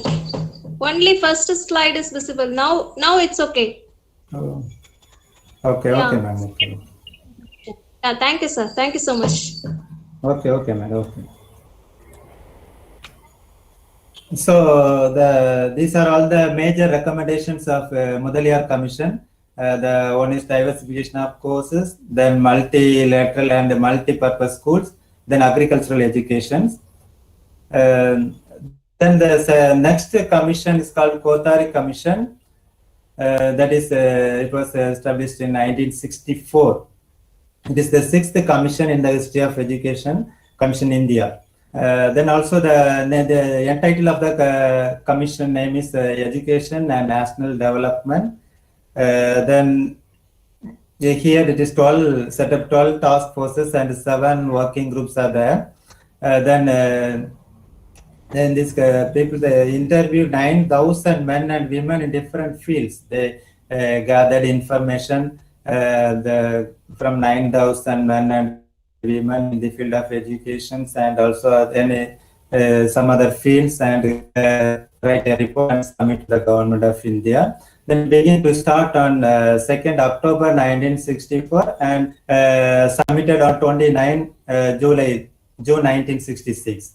The chairman of the Kothari Commission is Dr. Professor D.S. Kothari. It consists of 16 members also. The major recommendation of the Kothari Commission is only the establishment of a common school system, then book bank facilities, then residential facilities should be established, 10 years of schooling of general education, then provision of day study centers, then education for backward classes, then freedom to schools of experimental curricula, then establishing school complexes, and also neighborhood schools and Indian education service, then also vocational, technical, and engineering education also. These recommendations are provided by the Kothari Commission. And we will discuss in the question later. We will discuss the questions. Then only we can understand what are the questions the UGC asked. Then the next one is national policy on education. So it was introduced by Mr. Rajiv Gandhi on January 1985. It was otherwise called Challenge of Education, a Policy Perspective. It is considered as the Magna Carta of Education also. So the University Grant Commission, they will ask the questions based upon these titles: Challenges of Education, a Policy Perspectives, and a Magna Carta of Education. So it contains 12 parts and 157 paragraphs. They recommend the recommendations of the National Policy on Education 1986.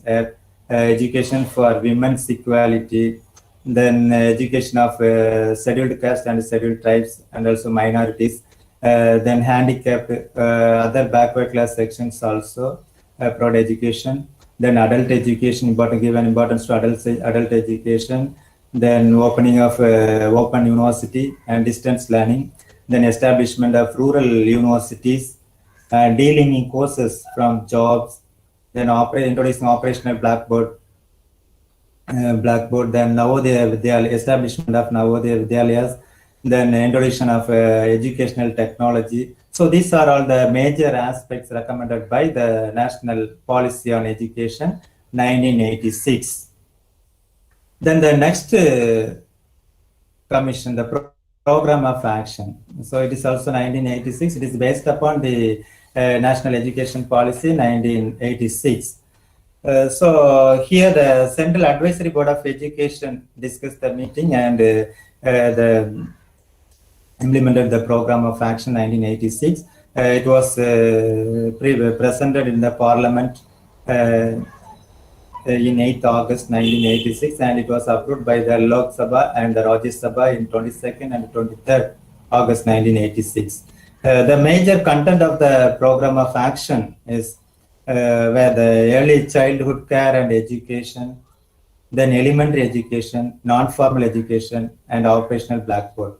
And also some secondary education and Navodaya Vidyalaya, then vocational of education, technical and management education, education for SC, ST and other communities, other backward communities. Then give importance to youth and sports, language development, cultural perspectives, media and educational technology. These are all aspects or events proposed by the program of action. The discussion in the meeting of Central Advisory Board of Education, and they have submitted the report to the government for implementation of the actions. Then based upon the program of action, revised national education policy was prepared in 1992.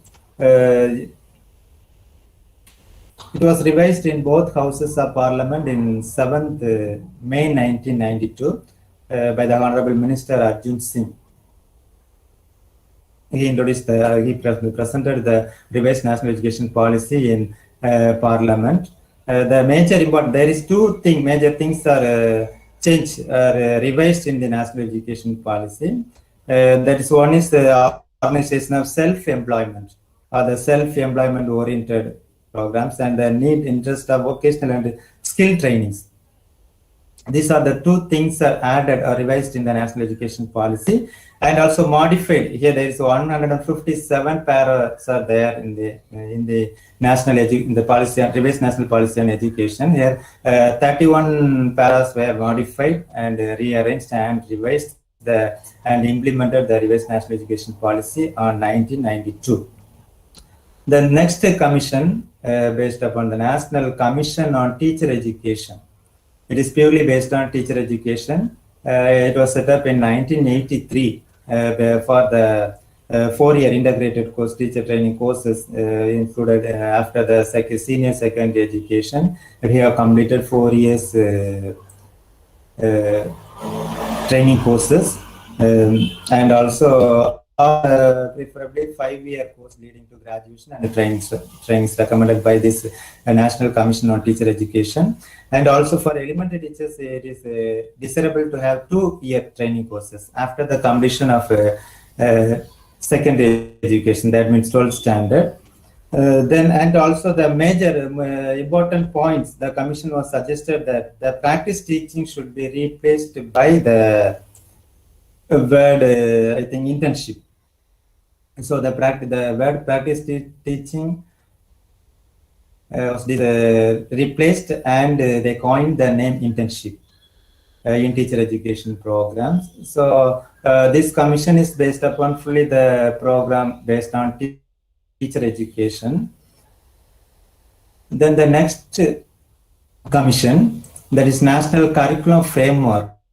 There is not a commission, but it's a national curriculum framework. So the NCRT, National Council for Educational Research and Training, NCRT, published this national curriculum framework. So I think before took 3 NCF, National Curriculum Framework, was published. That is one in 1975, then 1988, then again 2000, then 2005. So it was published by NCRT. The chairman of this NCF, National Curriculum Framework, was Professor Yeshbal. So this framework consists of 5 divisions, and perspectives of connecting knowledge to life, learning shifts away from rote methods, enriching curriculum beyond the textbooks, then making examination more flexible. These are all the aspects included in the National Curriculum Framework. The curriculum areas, that the language, mathematics, science, social science, computers, peace, health and physical education, work education. These are all aspects are included in the curriculum area.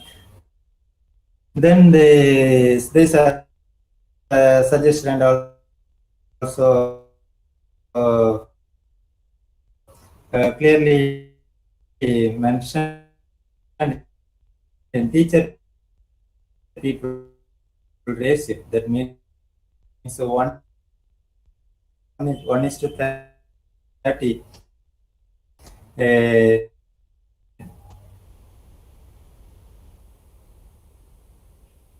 The ratio, the school and the school, the people, the teacher ratio is considered as 1:30. Then the systematic reforms they have given for learners, the education based upon the learner centered, and it is flexible. Then learner autonomy, they were given learner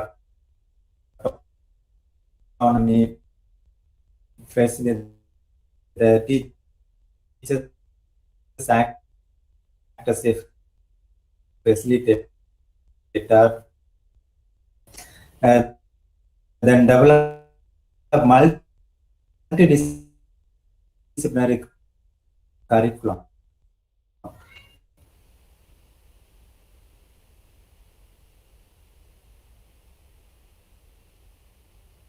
So these all the events are included in the national curriculum framework 2005.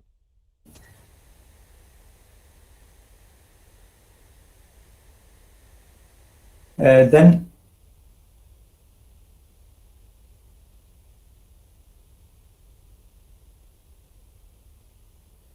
the next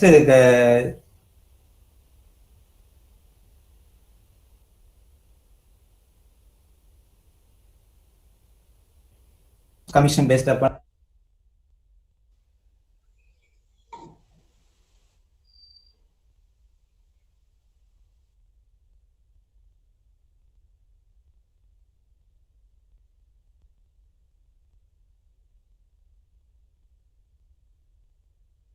Sir, excuse me, sir. Your voice is breaking. You're not audible.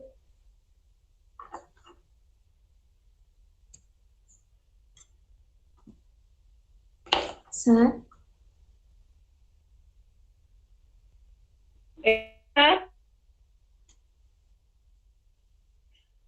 Yeah, net error போல சாருக்கு voice கேட்கவே இல்லை ma'am. Okay, just wait for 2 minutes, okay?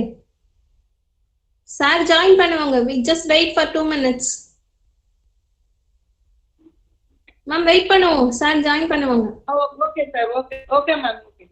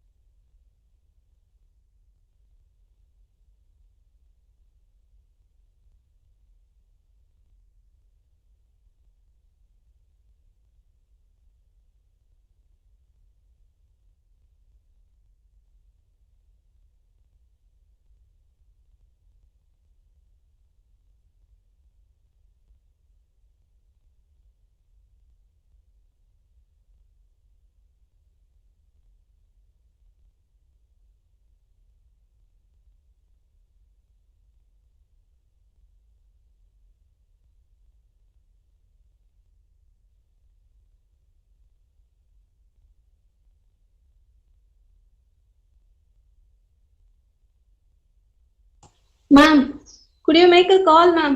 சாருக்கு கால் பண்ண முடியுமா? Ma'am, Jansi, ma'am. I'm calling to the sir. Okay. Yes, sir. Yes, ma'am. Yes, ma'am.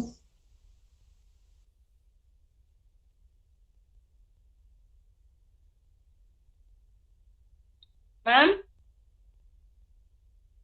Veena ma'am? Yes, ma'am. Yes, ma'am. சொல்லுங்க. Sir will join now. Sir will join. Okay. Thank you, ma'am.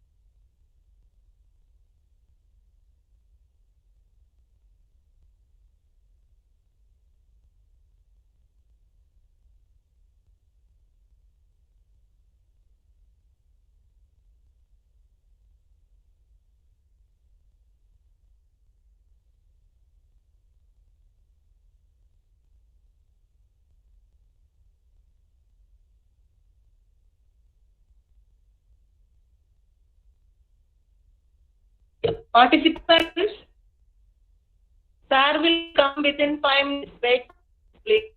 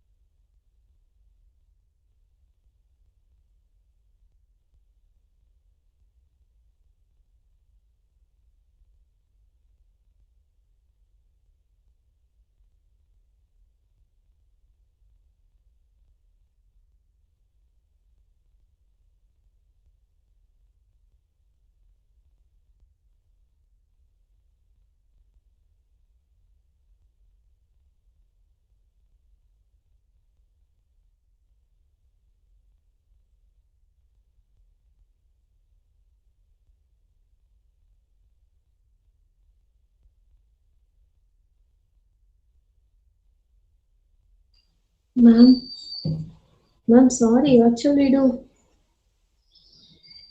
Sir பேசினாங்களா?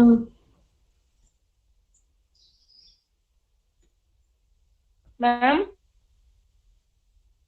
Sir பேசினாங்களா ma'am? Ma'am பேசினாங்க. ஒரு 5 minutesல வரேன். நாங்க வேற லேப்டாப்ல connection வரேன்னாங்க. Okay ma'am. Okay ma'am. ரொம்ப மழை பெய்யுது, அதனால ரொம்ப லேட்டா வரும். ஓ சரி மேம். சார் கனெக்ட் ஆயிட்டாங்கன்னு நினைக்கிறேன். I think. இன்னொரு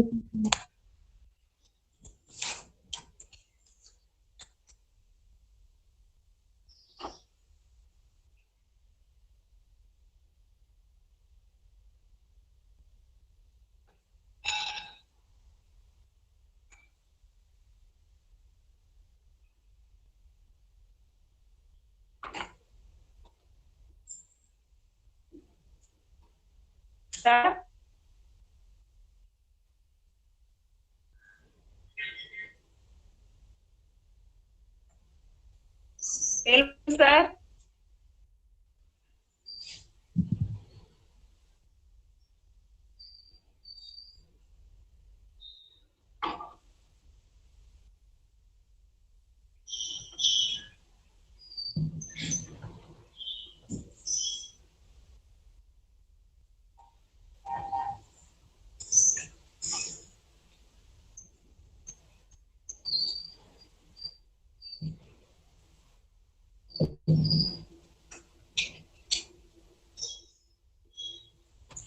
Ma'am, அது வரைக்கும் shall I present some previous year questions?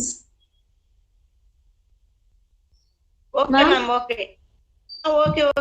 Okay. Yes ma'am. Yeah, dear participants, I am presenting a previous year question. I think it is useful for you. Okay. Try to find the answer for all the questions, okay? Yeah. Here is a previous year question.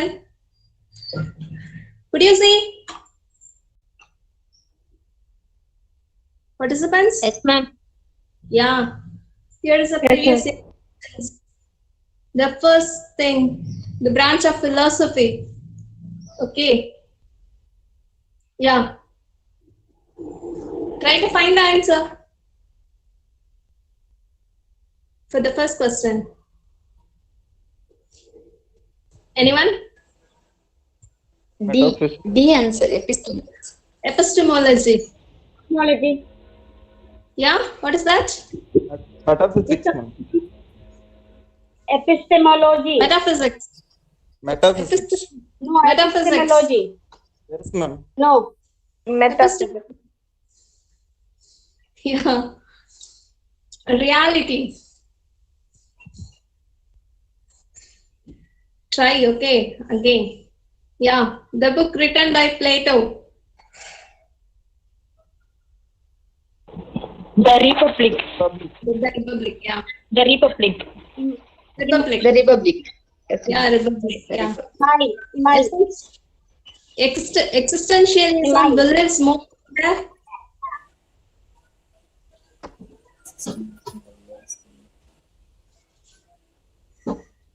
This is correct for the third question.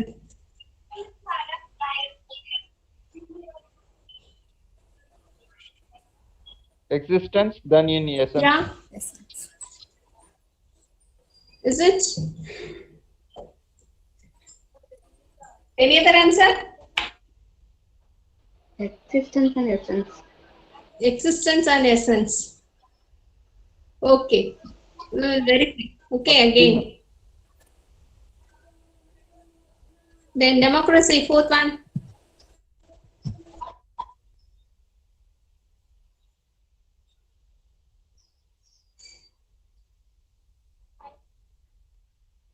Yeah. Fourth one.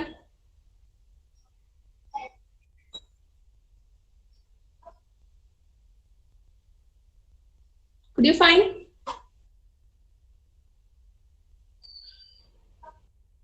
Option A, A, ma'am. integrity. Yeah.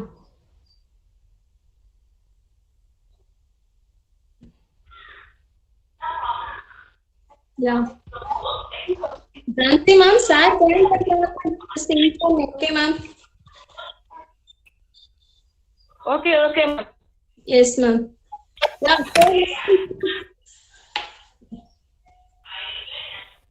Fifth one. Hello. Yeah, sir. Madam, Sir. okay, va? Yeah. Are you able to Yes, hear, ma'am? yes, sir. Yes, sir.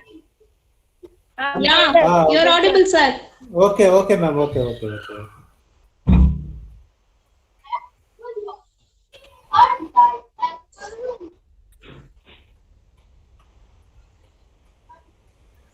Yeah. Yes, you could present now, sir. Okay, ma'am. Okay. Just a minute. Yeah. Thank you so much, sir.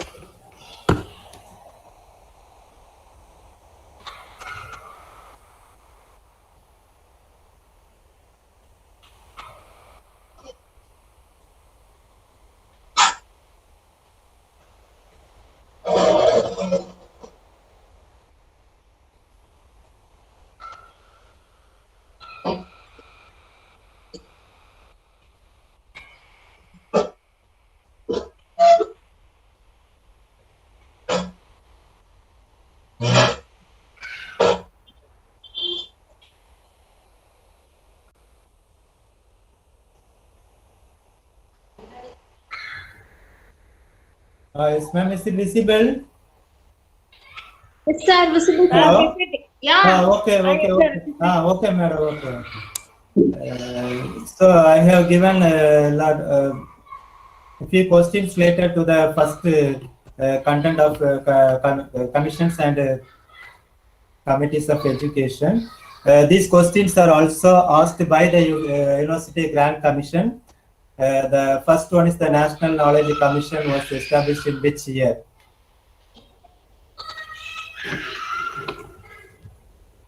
Anybody want to say the answer? 2007. 2005.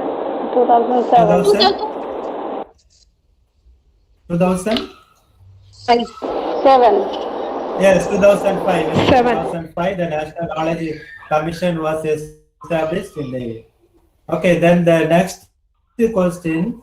National Commission for Teachers to deal with issues related to teachers at school level was set up by Government of India in the year.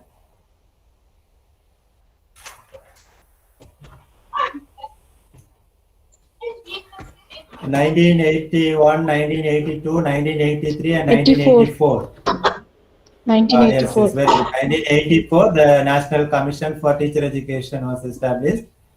Then the third one, according to NCF, NCF means National Curriculum Framework 2005, the role of a teacher has to be. Asked the role என்ன அப்படின்ட்டு வந்து NCF 2005 வந்து என்ன சொன்னார்? Very good. Facilitative. Then the fourth, a review of NPE, National Policy on Education 1986, program of action was done by Yashpal Committee. Yashpal Committee. Yes. No. Ramamurthy Committee. Yes, very good. Ramamurthy Committee. 2 members were appointed. One is among the Ramamurthy Committee. So he is the number 3 is the answer. Ramamurthy Committee done by the review of National Policy on Education 1986. Then the fifth question, the recommendation to reduce the burden of school bags was given by எந்த commission வந்து குழந்தைகளுக்கு வந்து சுமையை குறைக்கணும் அப்படின்னு சொல்லி recommend பண்ணாங்க? Which commission? Yashpal Committee. Yashpal Committee. Yes, very good. Yashpal Committee. Then the next one, establishment of diets. Diet means District Institute of Educational Training. Was a result of one of the recommendations by எந்த commission வந்து டயட்டை வந்து நிறுவனம் அப்படின்னு சொல்லி recommend பண்ணாங்க? Secondary Education Commission. Secondary education committee. Secondary Education Commission 1953. 1952, anybody? University Education Commission. University Education Commission. No, National Policy on Education. Okay, National Policy on Education 1986 recommended to establish the diet. Okay, so one of the 5 components of the scheme was the establishment of diet also. So National Policy on Education recommended the establishment of diets. Then the next question, which of the following commission or committee was recorded exclusively to address teacher education in India?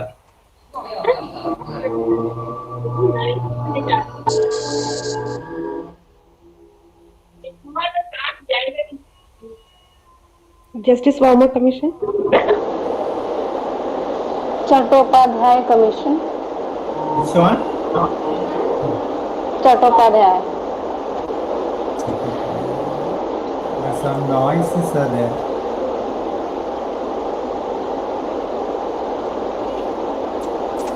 Option 3, Chattopadhyay Commission.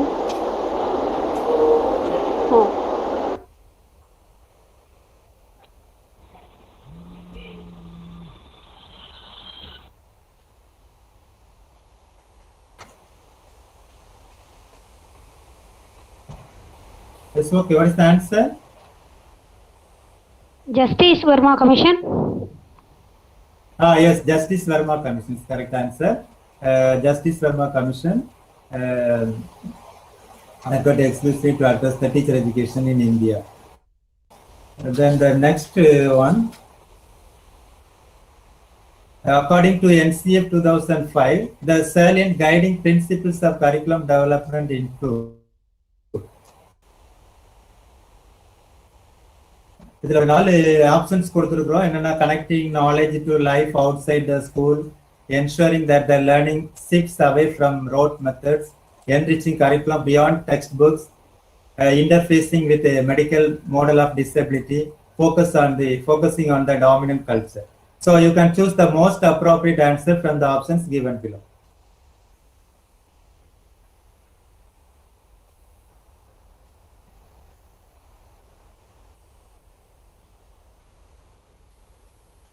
Anybody? A, B, and C. Option 4, A, B, and C. A, B, and C. Yes, correct answer. Very good. So ABC is the correct answer. Connecting knowledge to life outside the school, ensuring that the learning shifts away from rote method, and then the enriching curriculum beyond textbook. These are all the 3 guiding principles and in the curriculum development, included in the curriculum development according by the NCF. Then these are the questions already out by the UGC University Grant Commission during the year 2019 and 20 itself. Okay. Then the second area, policies and education. Here, what is meant by policy? Anybody know?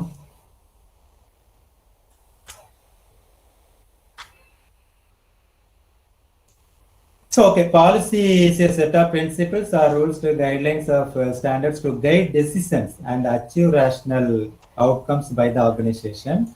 Then it is related to education also, because the government of India appointed various committees and commissions in education sector to look about the curriculum, textbook review, evaluation process, then teaching methods, teacher trainings, etc. Since pre-independent India.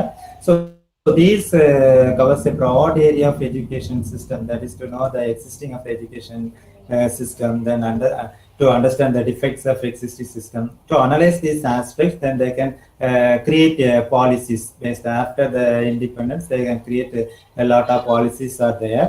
So the policies that means the government of India launched operation, for example, Operation Blackboard program in 1986, and Learning Without Burden, the NCF National Curriculum Framework 2005. Reduced curriculum load based on the report of Baseball Committee titled Learning Without Burden. These are the policies created by the commissions and committees and also implemented by our government of India. So this the policies and education. So here the relations with the policies and education. Policy education relationship already known, so the time constraint, I skip the points. And the national development, the another important area one is national development. Education also provide more importance to the development of our nation. Here there is 6 indicators of national development. That is GDP. One is GDP, gross domestic product. Then second one is PCA, per capita income. Then HDA, Human Development Index, literacy rate, life expectancy, and infant mortality rate. So these are all the major indicators of national development. And also 6 factors also included. That means equal living standard for all, then equal share of profit in all, equal distribution of income and capital to the people, to the nation, preservation of environment, then expansion of facilities regarding education, health, social welfare, and shelter. These are all the factors responsible for the development of our nation. And also these factors are linked in national development and education systems also. For example, human resources, economic development, social resources, then scientific development, innovations. These are all the causes or factors were responsible for the development of our nation. So education also give more importance to play a vital role for the development of our nation. Then the determinants. So here there are 6 determinants. That means factors are responsible for the educational policies policies. That means the society, economy, culture, then parental education, physical facilities, political aspects. These are all aspects that determine the development of the nation and also creating the policies, educational policies. And the process of policy, there are 6, I think 7 processes are there. There is only 5 for the numbers wrong. But the 7 process or steps of policy formulation. One is analysis of existing situation. It is based upon the background of the country, politics, economics, then dynamic change, then educational context of educational sector. These are all aspects included in the analysis of existing situation. Then the second step, generation of policy options.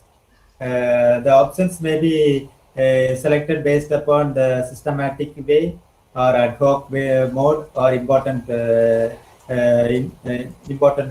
methods or any techniques we can follow to generate the policy options. Then the third step, evaluation. After the policy is generated, then we can move to the evaluation of policy options. So what are the policies we have to evaluate? Then the fourth step, making the policy decision.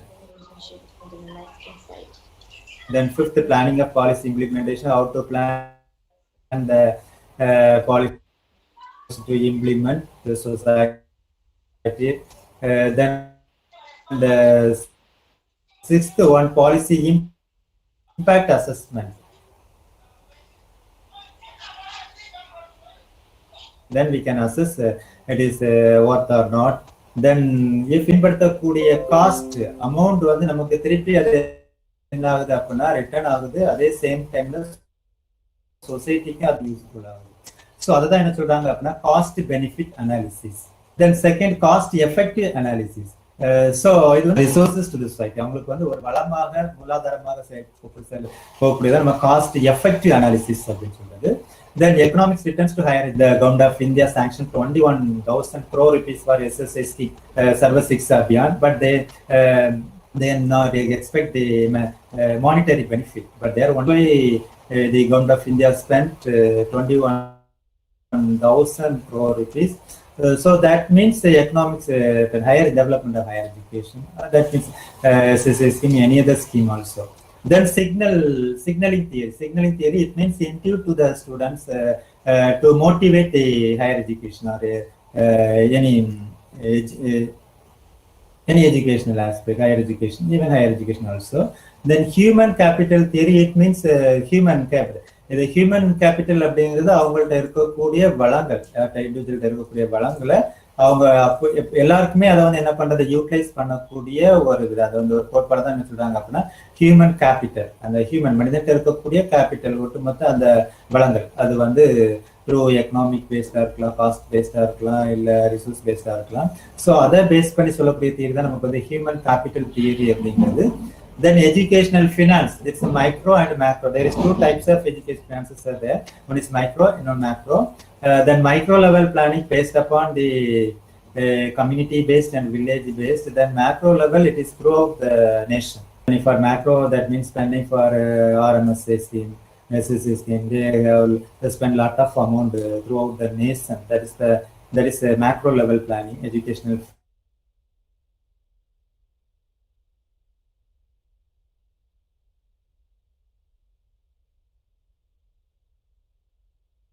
students of the school area. So these are all the aspects.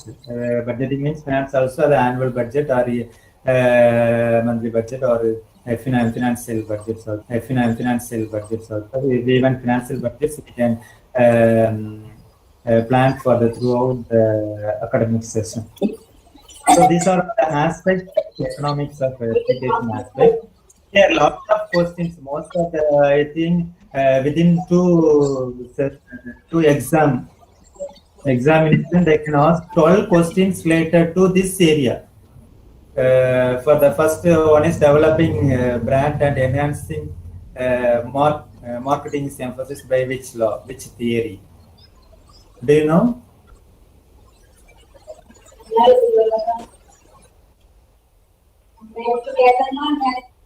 Signal theory or human capital theory or rational choice theory.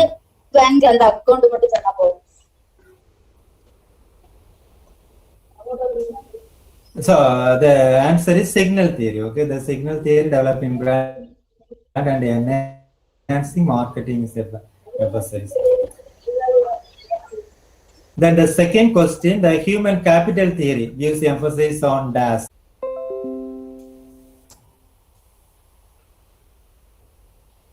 Anybody say the answer?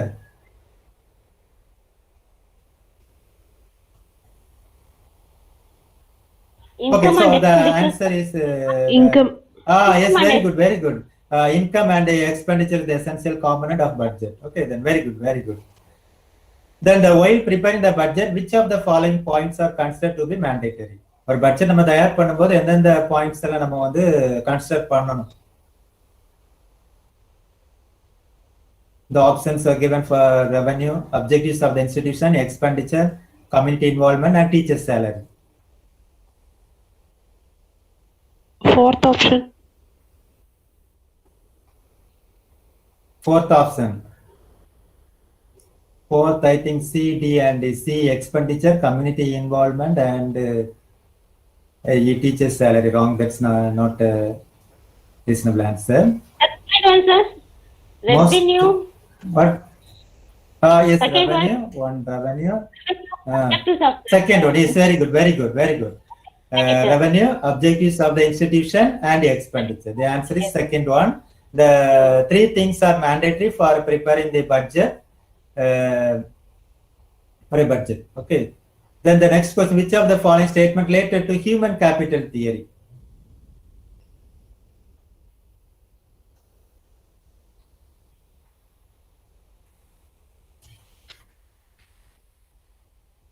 Okay, so the statement is for it is aggregate stock of competencies, knowledge, social and personal attributes. These are the things related to the human capital theory. Okay, then second option is correct. Then the next one below are given some general steps for undertaking cost benefit analysis. Could you find?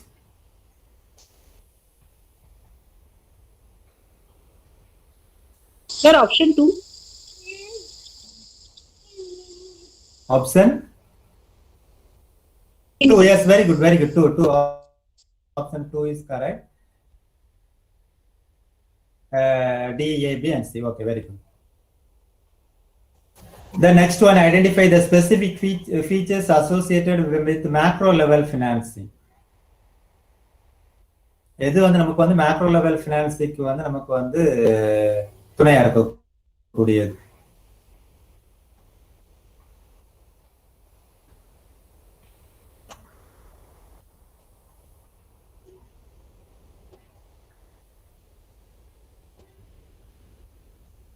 Option 3, C, E, F, and G. Okay, the answer 1 for total economy based concept. Option 1, using chain of activity, then time frame specified, and minimum scope for risk. These are all the features associated with the macro level financing. So these are all the questions related to the economic and education. Okay, then the last aspect, politics and education.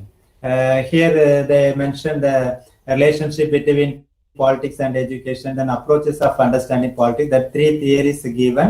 One is behaviorism, theory of system analysis, and theory of rational choice. These 3 theories are given under the politics and education aspect. And also then another one important aspect, education for political development and political socialization. So these are all the things given in the politics and education. So politics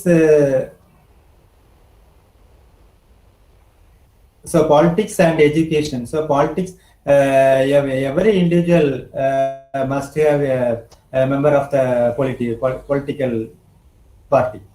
So politics and education are coincidentally related one. Here the time constraint, we can discuss the questions only.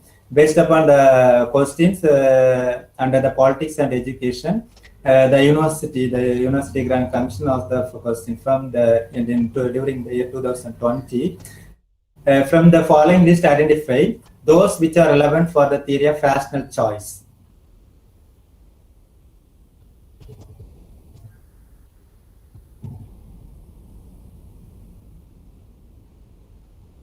So anybody can identify the answer, or could you find out the answer?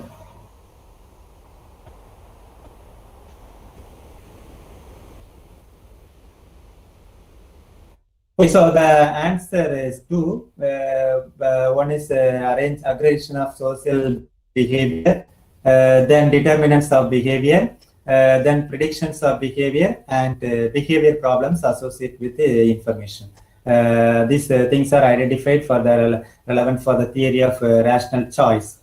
Then the last question, which of the following statement most appropriately describe the concept of political modernization?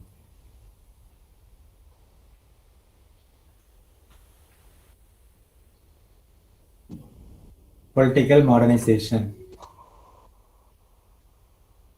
Okay, the answer is general process of change in the political sphere is closely related to other areas of the society. This is the answer. I think in nutshell, the points given to you based upon the unit 2, politics, economics, and commissions. I have prepared a lot of notes. I will provide the notes to the coordinators. They will share to you. Okay. So thank you all the participants for patiently listen this session. Thank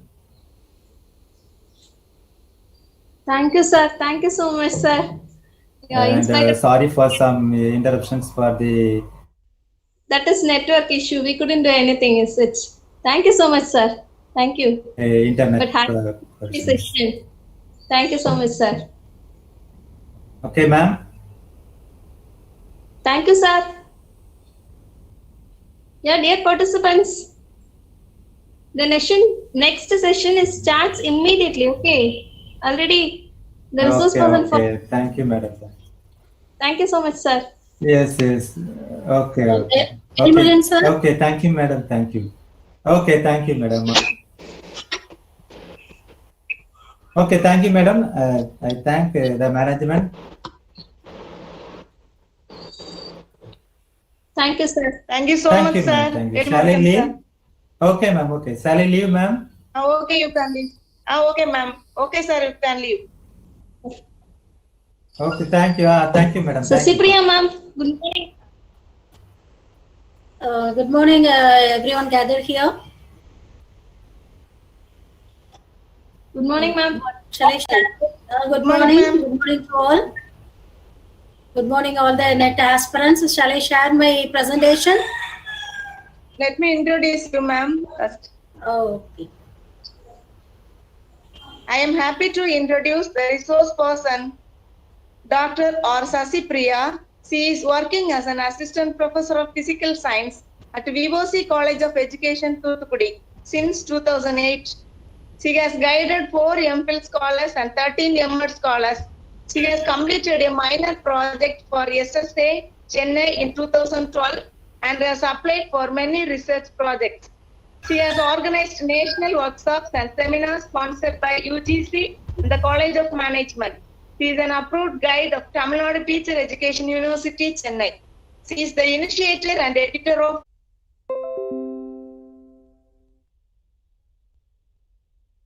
Ma'am, your voice is not audible, ma'am.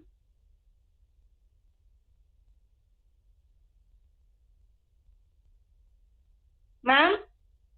Ma'am, we couldn't hear you, ma'am. Okay, thank you so much, ma'am. I'm very happy to meet you all in this net coaching program organized by the St. Ignatius College of Education. I thank you so much, the management, principal, and teaching faculty, and all the net aspirants for join this session. Okay, now I share my presentation. Sure, ma'am.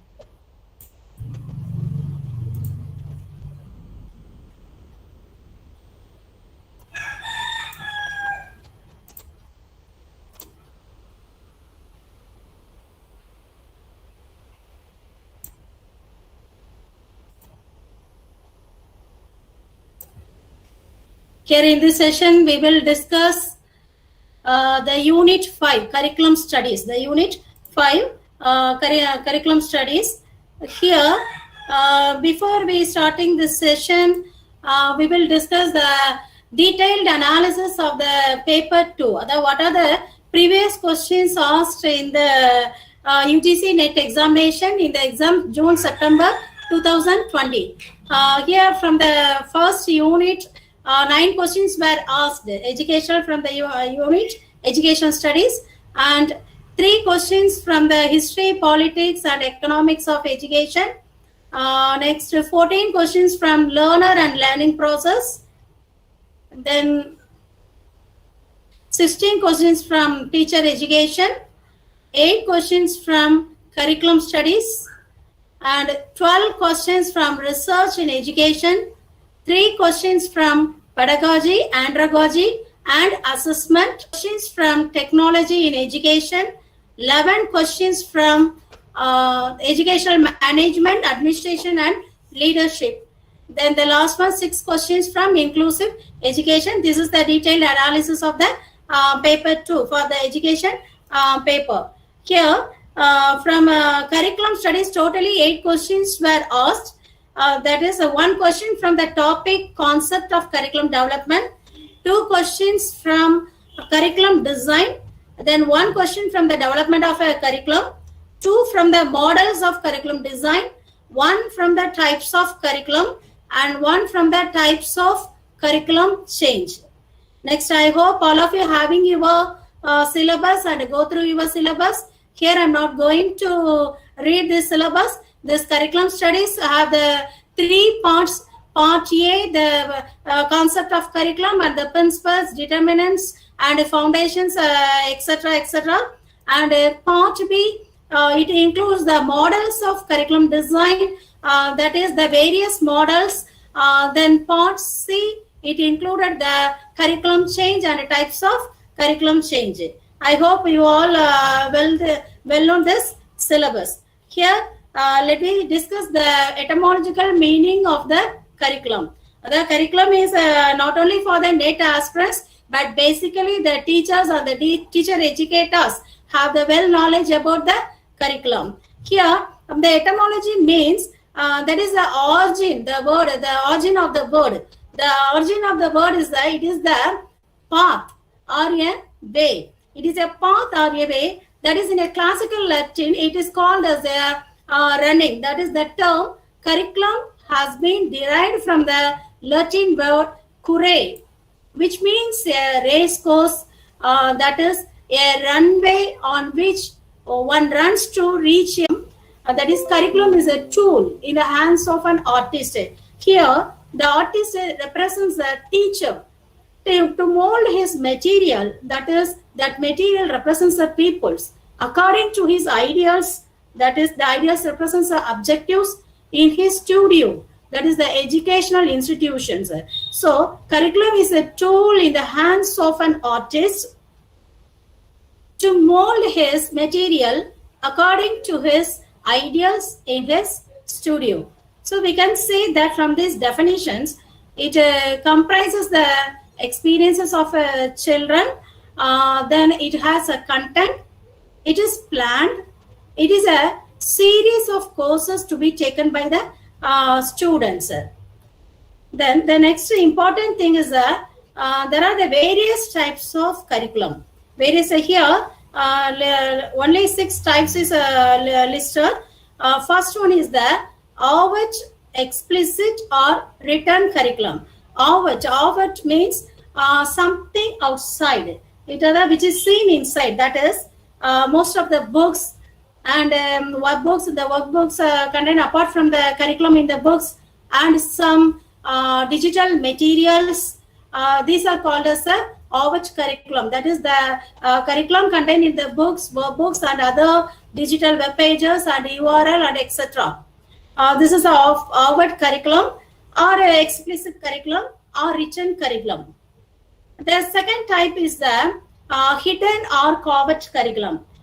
Hidden means that is something can be happened inside, which is not seen in the outside. That is the hidden curriculum. Some very traditional institution and highly disciplined institutions, they follow some ethics and values inside the institutions.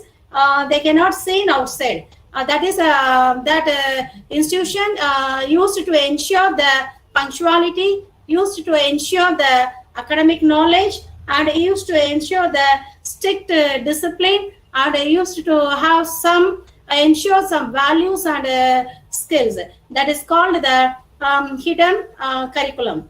The third one is the societal curriculum. That is the societal curriculum is it is in informal nature. The learning experience from the society, that is the elders, the neighbors, the friends, and the members in the streets, or sometimes the learning experience from the religious places, temple, mosque, and churches. This is called the societal curriculum. The another one is the null curriculum. Sometimes some portions are not attended by the teachers because due to the some time factor or other things, and give the preference to the some other portions at that time. That is called the null curriculum. That is which is not attended by the teachers and in the exam point of view, and give some importance to the other portions. That is null curriculum. The another one is the concomitant curriculum. Concomitant curriculum, that is the children can learn from their own family members within the 4 walls. That is the relations in the family. They can learn some values, and many times the elders and the family members and the parents give directions and advice to the children. That is it may be indirectly or in the indirectly way. That curriculum is called concomitant curriculum. The next one is the rhetorical curriculum. This curriculum is developed by the policy makers. We have the new education. We have the recently our government announced a national education policy. It is developed by the government, and we follow that curriculum. That is, we have some guidelines from the NEP. That is the rhetorical curriculum. That type of curriculum is called rhetorical curriculum. Then another one interesting topic is what are the characteristics of a good curriculum. The curriculum should have some characteristics. The first characteristics is that it is a well balanced. That is, well balanced means it should develop the all-round development, all-round personality development of the learners. That is, the curriculum should develop the physical development, emotional development, intellectual development, and social development, and skill development. So the curriculum should be well balanced. The another one is the curriculum should be demanding and difficult. The curriculum should be updated based on the society needs. Society needs or the nation developments. The curriculum should include some new area based on our development of our nation. So sometimes it is very demand, and somewhat it is difficult. Then the next one is the coherent.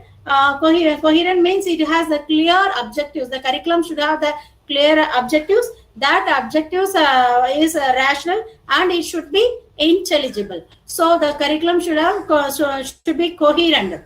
The next one is the integrated curriculum. It may be the vertically integrated or it horizontally integrated.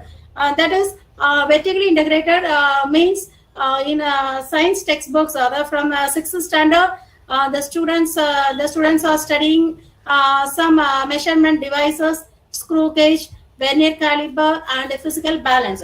But they are studying in the 6th standard. They have the practical session in the 9th or 10th standard. This is the vertical curriculum. The horizontal curriculum means suppose the students are studying the theory portion in the 6th standard. After within the same year, they will have some practical experiences. It is called as a integrated curriculum. Another one is the curriculum should be appropriate. That is appropriate for the learners. It should be appropriate for the environment. It should be appropriate for the needs and interests of the learners. Then it should be focused. It should be focusing to develop the successful person, and it is relevant. That is, it may be pertinent or it may be significant. These are some characteristics of a good curriculum. When the curriculum makers keep in mind these characteristics in the process of developing curriculum. The next thing is what is the basis for the basis of curriculum. The basis of curriculum is these parameters influences the curriculum. The first one is the human development.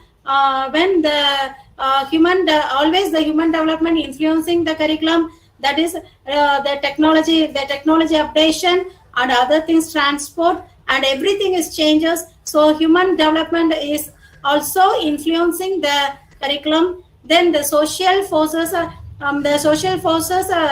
Recently we are facing the COVID-19 pandemic situations. This social forces influencing the curriculum. We are gathered to the online platform for our education. So we need some updation in the curriculum. So social forces also influencing the curriculum. The nature of knowledge and cognition based on the social forces and based on the human development. The nature of knowledge and cognition is also differ. It also influencing the curriculum. And the nature of learning. Before that, we are doing the traditional learning in the offline campuses, and we have used the various methods. But today we are using the lot of electronic gadgets. That is the digital. We follow the digital learning. So the nature of learning is also influencing the curriculum. These are the basis of the curriculums. We keep it in our mind. Then, what are the things determine the curriculum? What are the things determine the curriculum?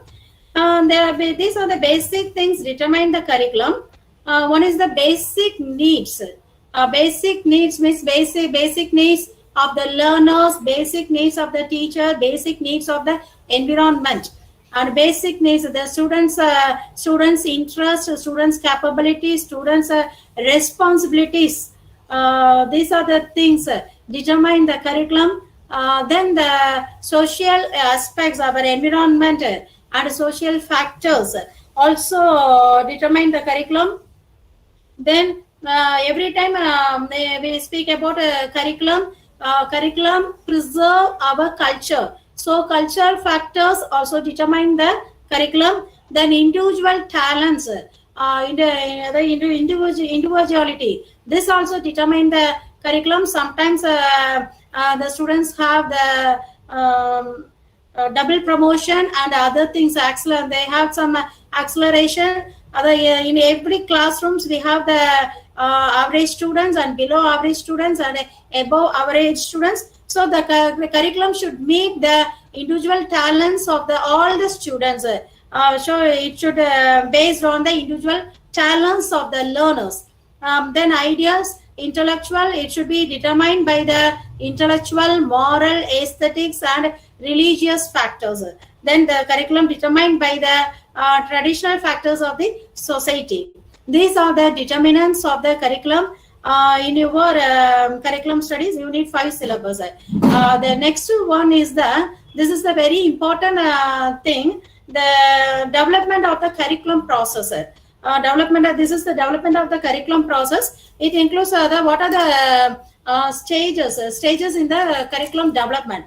First one is the selection of aims, selection of goals, aims and objectives. Selection of goals, aims and objectives. So the curriculum planner fix the goals of the curriculum, and the goals leads to the aims, and the aims leads to some objectives, that is general objectives and specific objectives. So the curricular planner first select the goals, aims and objectives. After selecting the aims, goals, objectives, the curricular planners select the learning experiences, various learning experiences. What are the learning, in what way we give the inputs to the learners. So select the learning experiences. Then the third stage, the selection of content. Which content is suitable for this learning experiences. The selection of the content, the suitable content is selected, and appropriate learning experience is matched to the selection of the content. Then organize and integrate the learning experiences and content. What are the learning experiences you choose? What are the content you choose? You organize the content and you integrate the learning experience and the content, which one is the most appropriate and suitable one. And finally, to evaluate the curriculum. To evaluate the curriculum, if it needs any updation or any modification, you revise the objectives and other things. You revise the objectives. You maybe revise the learning experience, and you revise the selection of the content, and again you integrate the learning experience and content. So it is a cyclic process. The curriculum development is a cyclic process. This is the cyclic process of the curriculum development. The next thing is the principles of curriculum constructions. The next thing is that we are keeping in our mind the various principles in the curriculum constructions. Every curricular developer should keep these principles of curriculum constructions. The first principle is the principles of child-centeredness. Principle of child-centeredness, because the child is the most important in the curriculum. Principle of child-centeredness. So the curriculum should be child-centered. It means that what is to be given children in the form of learning experiences at a particular age and grade. So curriculum should properly suit their age, abilities, capabilities, interest, and the mental development and the previous experiences. So the curriculum should fulfill the needs and requirement of developing the children. So the curriculum developer keep the principle of child-centeredness. The child is belongs to the community. So the next one is the principle of community-centeredness. Community contributes a lot in building the future of the young generation. That is, the children may learn a lot through the various useful and relevant resources available in the community.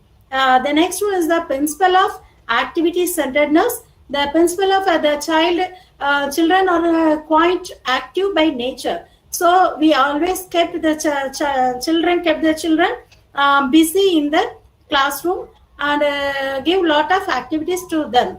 The children always take interest and pay attention that is towards the various learning experiences and various activities. That is, they are very interesting in the learning by doing. So lot of activities should be included in the part of the curriculum. The next one is the principle of variation. When the principle of activity-centeredness comes, the variety of activity included in the curriculum. The variety of activity included in the curriculum. Then principle of coordination and integration. All the activities and the content is coordinated and integrated. Then the next one is the principle of conservation. The conserve the culture and promote the culture. Promote the culture of the society. The next one is the principle of creativity to develop creativity among the young learners. That is the principle of creativity. The next one is the principle of forward looking. Principle of forward looking is this curriculum is not suitable for this time only. We are looking forward after a decade or after a 2 decades. So the curriculum should be the forward looking. Today's education is the tomorrow's prosperity. So principle of forward looking should be followed by the curriculum planners. And another one is the principle of flexibility. The curriculum should not be rigid. It should be flexible according to time to time. Next, the principle of balance. The curriculum should be balanced with the emotional, physical, intellectual, and various skill development among the learners. The last one is the principle of utility. And the principle of utility is very, very important. That is whatever the students learn in the classroom, it is useful for their life. That is a principle of utility. That is it can be used for their life situations. So the principle of utility is very, very important for the curriculum construction. So these are the principles of curriculum construction. We must keep in mind to when you develop the curriculum, you use all the principles. The next one is the some factors are interrelated with the curriculum. Some parameter. When you develop while you are developing a curriculum, you must concentrate the nature of discipline. That is, the nature of discipline means the nature of subject. You must concentrate the nature of subject. According to the nature of subject, the nature of subject and the curriculum is an interrelated one, and the social considerations and the curriculum is an interrelated one. Then the teacher-related factor.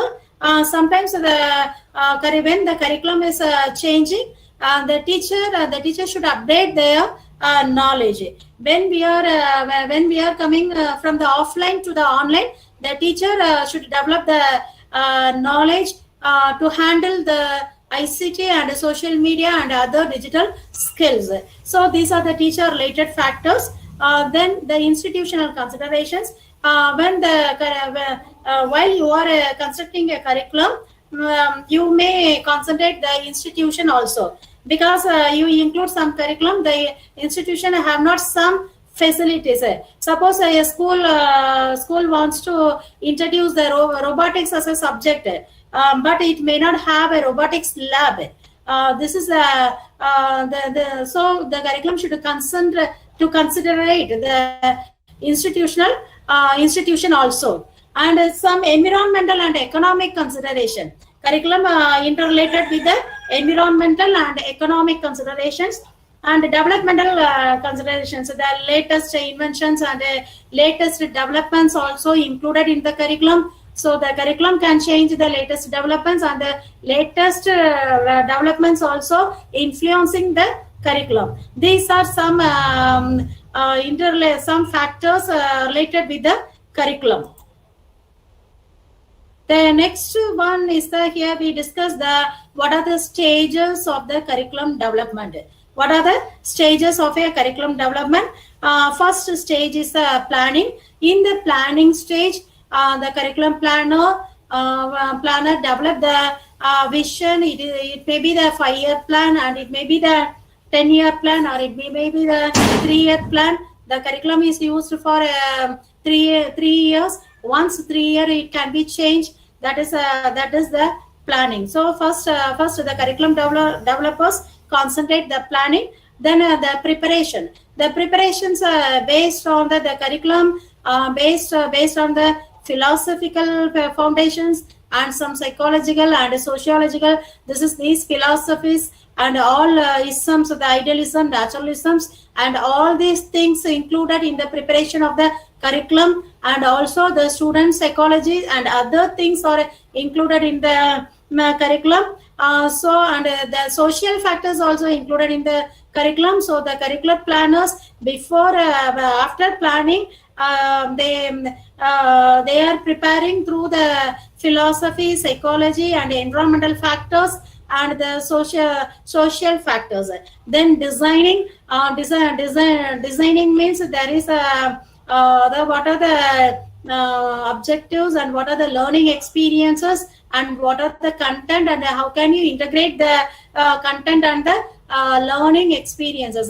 Once you design the curriculum, you can develop the content. You can develop the content in a systematic and organized manner, and the curriculum and after developing it should be implemented. When it is implemented, it can be evaluated. After evaluating the drawbacks are revised, then it can be improved. So these are the stages of curriculum development. So it needs a vision, and the future. Keep in mind the future of the nation. So these are the stages of the curriculum development. Then these things also involves in the curriculum development process.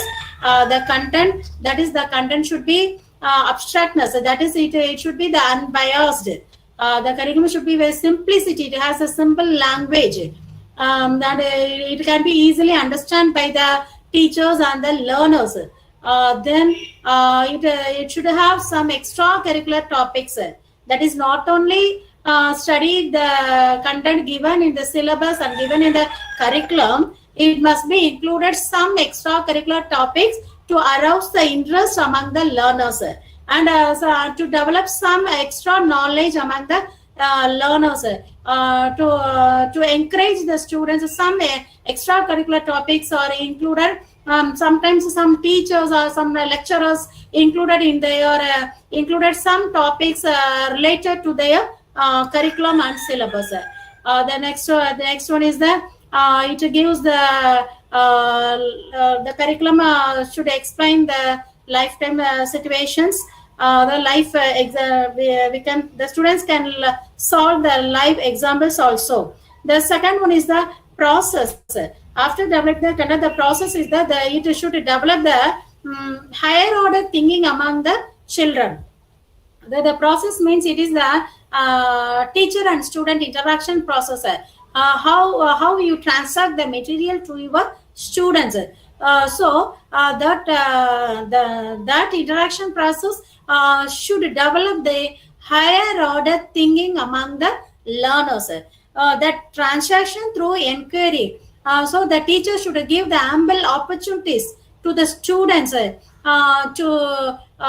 develop the inquiry and find the solutions of the problem. So it infuse the inquiry based learning, and the teachers give the open-ended experiences, and also it can be flexible, and it facing variety, that is at any time and anywhere the student can learn. The student can develop their knowledge. Another important factor is the learning environment. The learning environment must be flexible. It is not rigid. It is time to time changing. The teachers provide the teachers and the society provide the flexible environment to the students depending on the nature. And another one is a high mobility. High mobility means the students can learn in any places. The students can learn from the books. The students can learn from the websites. The students can learn from the some URLs, and the students can learn from that is the ICT enabled learning. And the learning environment, it should be the learner centered, the independent learner centered. The students should have a lot of opportunities and learning by doing and open flexible grouping. Then the final one is the product in the curriculum process, that is feedback and evaluation. Based on the evaluations, transformation should be given to improve the curriculum transaction. Next, we will discuss about the curriculum development phases. We will discuss about the curriculum development phases. There are the three curriculum development phases. One is the instructional development. Instructional development means it have the goals, aims, and objectives of the curriculum. Then the media and material development. The media is the learning experience, and the material development, it is the content. What are the equipments, and what are the media and platform used for this materials. That is the various resources. Various resources are used for this curriculum, and methods of teaching. Various methods of teaching included in the curriculum development phases, and testing. So there are the three phases in the curriculum development. One is the instructional development. Another one is the media and material development. The next one is the methods of teaching and testing. Here we comes to meet the what are the major foundations of curriculum. What are the major foundations of the curriculum? The curriculum involves the four major foundations. First one is the philosophical foundations. Then the next one is the psychological foundations, historical foundations, and social foundations. Here, historical foundations, that is this refer to those influences on the curriculum that are derived from the developments in the past. They form the basis for decision making and the systematic growth of the education system. The next one is the sociological foundations of the curriculum. That is the curriculum designer. The curriculum designer is actually dealing with the cultural values and social needs and the learners' backgrounds. So the curriculum learners should concentrate the social needs and the learners' background. It comes under the social foundations of the curriculum. And the another one is the philosophical foundations of the curriculum. That means it constitutes the values and beliefs that make up the philosophies of life and of education. That is, it influences other foundations also. So sometimes idealism, it carries ideas than the objects. And naturalism, pragmatism, it focuses the life situations of the learners. These things comes under philosophical foundations. The next one is the psychological foundations. The psychological, the learning experience, that is the capability of the learner, the malnaturation of the maturation level, the capability of the learners and the maturation level of the learners, that is the maturity of the learners, and the rate of the learning, that is the students, how well, how can they learn, the rate of the learning. These things are considered and systematically organize the sequence, organize the curriculum, that is in sequence, organize, and methodology, and some behavioral programs. So these things comes under the psychological foundations of the curriculum. The next one, we have to discuss some models of curriculum design. So the curriculum models, this curriculum models, first one is the based on the learning theories. Learning theories, there are the 4 curriculum models. One is the information processing and social interaction, personal development, and behavior modifications. And behavior modifications. So the first one is the information processing theory. Information, Hilda Daba propounded the inductive thinking. That is to make the children to develop their thinking. That is the teacher provide the situations or opportunities to the children to find the solution for the problem. That is the inductive thinking. It is propounded by the Hilda Daba. He is a school teacher. He was a school teacher. Then sometimes the self-direction of the learners may go in a wrong way. So the concept attainment model is developed by the Jerome Bruner. Here the concept is attained by the learner by the teachers. The concept attained by the learner with the help of the teachers. That is the concept attainment model. This is developed by Jerome Bruner. The next one is the scientific inquiry. This is developed by the Joseph Schwab. Scientific inquiry. It develops scientific thinking and scientific attitude among the learners. That is the children kept in the place of a researcher, so they can develop their knowledge based on this scientific inquiry. Then Richard Suchman developed the model inquiry training model. This inquiry training model is also the questioning from the questioning basis. It is self-developed by the students. The next one is the mnemonics. Mnemonics by Michael Priestley. Mnemonics means we keep the large statements and a lot of things. How we keep the lot of things in the mind. That is, it is the mind techniques. That is the mnemonics. Mnemonics is developed by the Michael Priestley. The another one is the synaptics. So synaptics is the creativity. What are the creativity? How creativity develop among the children? William Gordon introduced the model synaptics, and David Ausubel introduced the advanced organizer model. These things comes under the information processing theory. The another one is the social interaction. Social interaction means social groups. That is social interaction. It is partners in learning. So this may be a group discussion, and this may be a project work and other things. According to this theory, the David and Roger Johnson introduced the positive interdependence theory. Then the next one is the Robert Salvin introduced the structured inquiry. It is also a group investigation, role playing by the Fanny Saffel, and jurisprudential inquiry developed by Donald Oliver and James Saber.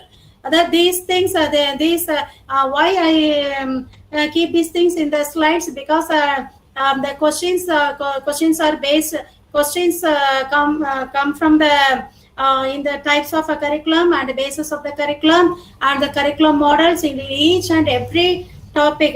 The questions may come. So the net aspirants detailedly analyze all the topics and what are the things you cross through these topics. These are the basic things. Then the personal development, it has the two categories. It is very familiar to everyone. That is the first one, Carl Rogers, non-directive teaching. Another one is everyone, the familiar one. It is the Abraham Maslow's self-esteem. Abraham Maslow's self-esteem. The next one is the behavior modification. Mastery learning is developed by Benjamin Bloom and James Block. The next one, Tom Good and Jerry Propey developed the direct instruction, and Carl Smith profounded simulation theory, and Albert Pandura profounded social learning theory, and the program learning is developed by the that is the linear programming and the branching programming developed by B.F. Skinner and Crowder. B.F. Skinner and Crowder.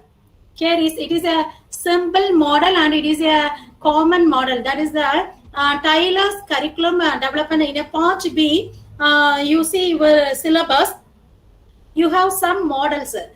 So first one is the Taylor's model, Taylor's curriculum development model. It is a classical model. It is a classical model. So here the sources, how the sources, that is the sources is the learning sources, learning resources. It is influenced by the society, and the sources influenced by the learners, the sources influenced by the subject matter. Then based on this, the curricular developers develop the tentative objectives. That tentative objectives put under the light of philosophy, psychology, and sociology and historical backgrounds. Then they formulate the precise objectives. That precise based on these precise objectives, select the learning experiences, and the learning experiences may be evaluated, and if any modification needed, again we formulate the objectives and other these things. This is a common model for the common model, and it is a simplest curricular model. The next one is that how can you organize a curricular content?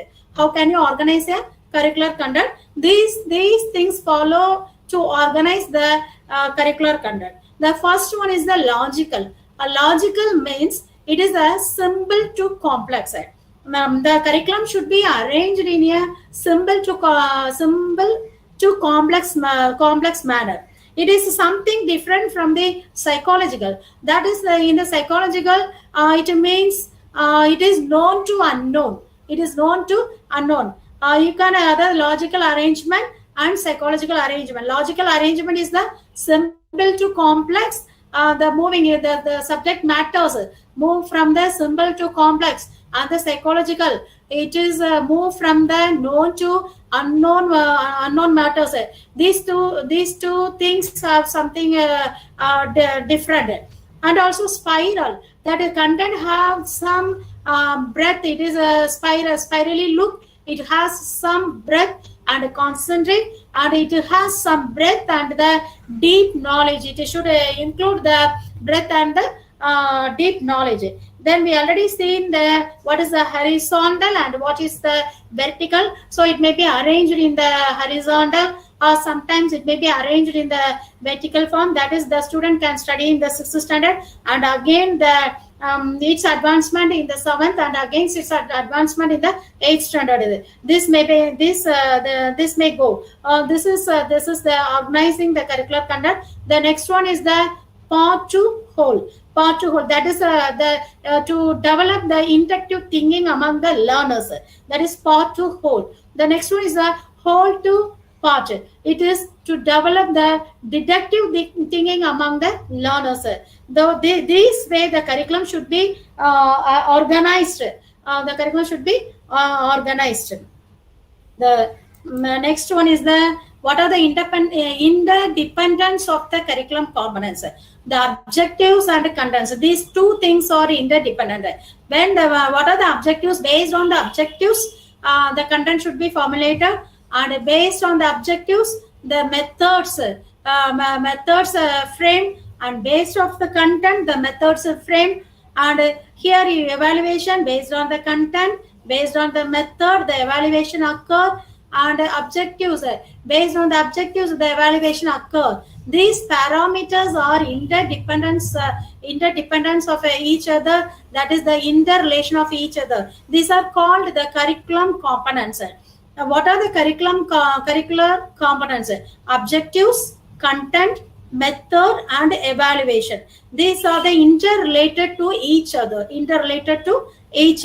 Then next, we come across some models of curriculum evaluation. First one you have seen the curriculum development model. In the part C, you cross some models of curriculum evaluation. Here a lot of curriculum models are there, but for in your NET syllabus, you have only the 4 curriculum evaluation models. What are they? The Scriven's goal-free model. The Scriven's goal-free model, 1970, and Taylor's objective model. Then Stakes matrix for processing descriptive data. The another one is the Stuffle-Beam's CIPP model. Stuffle-Beam's CIPP model. Here, first one is the Scriven's goal-free model. Here, the evaluators, that is the evaluators, the goals and objectives are not to be influenced by the curriculum developers. So here the evaluator, the totally independent. This is here the methodology is open for judging any aspect of the curriculum. This is a Scriven's goal-free model. It is developed in the year 1970. These are the things evaluation model. The another one is the Taylor's objective model. The Taylor's objective model was based. This deals with evaluating the effectiveness of a plan and actions, and it should be evaluated in relation to its pre-specified set of objectives, and it evaluate measures fit between the student performance and objective, and the methodology will depend on the evaluator's definitions of measurements. Based on the things, the Taylor's objectives model discusses the following things. Another one is the Stuffle-Beam CIPP model. That is, the C means context, I means input, P means process, and another P is the product. This is the CIPP model. It is a model of curriculum evaluation. It's a process to see the effectiveness of the developed and implemented curriculum. This model is used to see the effectiveness of the developed and the implemented curriculum. The next one is the, here we comes to the part C, approaches of curriculum evaluation. Approaches of curriculum evaluation. These are the approaches of curriculum evaluation. That is, the approaches means it is a way of dealing with something, a way of doing or thinking about something. The first one is the bureaucratic evaluation. That is, this evaluation is usually initiated by the government or the Ministry of Education. That is, the Ministry of Education could evaluate the course of study or subjects taught in schools and educational institutions to find out whether they need improvement or modifications. This is called the bureaucratic evaluation. The another one is the autocratic evaluation. The another one is the autocratic evaluation. That is, this evaluation focuses on what is considered to be the educational needs of a curriculum. Here, the governments and ministries ask the independent evaluators, that is such as consultants, to conduct this evaluation.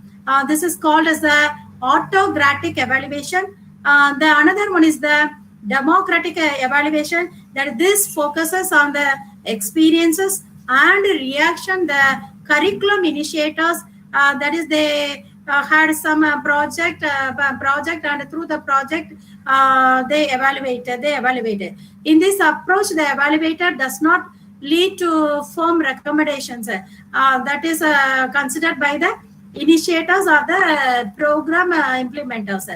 The another one is the norm referenced evaluation. Norm referenced evaluation, that is it evaluates the students' performance relative to other students' performance. That is the performance of current students or the previous students. They can be compared. The next one is the criterion referenced evaluation. The criterion referencing measures students' actual performance and compares it with the objectives of instructions identified in the syllabus. This is the criteria. These things are the approaches of curriculum evaluation. The next one is the curriculum change. That is the curriculum change or the curriculum revision. That means the making the curriculum different in some way. That is to give in a new position or a new direction. Sometimes there is a change, there is an alteration to its philosophy. That is the alteration to its philosophy in aims and objectives, and reviewing the content and revising the methods and rethinking the evaluator process. That time we need the curriculum change, and here we are going to discuss some types of curriculum change. The curriculum, what are the types of curriculum change? First one is the planned change. That is the planned change means here who are involved of the equal power. That is equal power means other people who are involved in this curriculum change, they have the equal power. That is the planned change. It is clear what everyone needs to do. So the next one is the cohesion forced change. This type of change has a serious and imbalance of power, because one group determines the goal and has the power, and all other groups are excluded from the discussion and are expected to obey. So this is called as the cohesion forced change. The another one is the interaction change. This approach involves equal amounts of power among all those who have an interest. This is the problem is in the problem is in the communication and execution. This is the interaction change, and the another one is the natural and random change. Natural and random change means it is not planned without setting any goal and objectives. It just happens in the school level and also any educational institution, college level. Next, we will discuss about the what are the approaches of curriculum change. What are the approaches? There are the 3 approaches. It is the last topic in your syllabus. There are the 3 approaches. One is the administrative approach. Another one is the grassroots approach. The third one is the demonstration approach. The administrative approach means in this approach, the school or college administrators make the first move when he or she realizes the need for the curriculum development and to make the needed revisions. That time he arranges the faculty meetings. Excuse me, ma'am. Sorry for the interruption. Time is exceeding, ma'am. Yes, within 2 minutes I will finish, ma'am. Within Okay, 2 minutes. Okay. This is the last slide. Okay.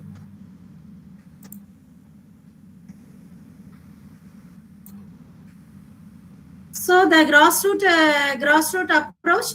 The grassroots approach, it is community wide. It embraces not only the teachers but also the students, parents, and other members of the community. The last one is the demonstration of a approach. Here, the purpose of this approach is to introduce changes in the regular program on a small scale. That is thereby holding the disturbance of the faculty and the community to a minimum. This is the final slide of my presentation. Almost I cover all the topics, almost 80% of the topics I cover. I prepared some previous questions, and I will hand over the questions to the organizers. You will get from them. Okay. Thank you, ma'am. Thank you so much, ma'am, for your wonderful presentation, ma'am. Yes, dear students, do you have any queries? Dear participants? Okay, thank you. Thank you, Madan, and thank you, Sharmila. Thank you, ma'am. Net clearing. Only one thing I want to share. Net clearance is very easy for the net aspirants if you have the meticulous plan for the study. If you have the meticulous plan for the study, you will achieve your net examination. So at this time, I wish all the net aspirants best wishes to you all to clear your net examination. And once again, I thank the management, faculty members of St. Management, principal, and the faculty members of St. Ignatius College of Education for giving me this wonderful opportunity to meet you all this online forum. And I especially thank Dr. Indra Mary Elizabeth, ma'am. Thank you, one and all. Thank you, ma'am. Thank you so much, ma'am. Shall I leave, ma'am? Yes, ma'am. Thank you, ma'am. Thank you so Dear much, ma'am. participants, the session will start at 2:15, sharp at 2:15. Thank you. You could leave and rejoin, okay? Thank you.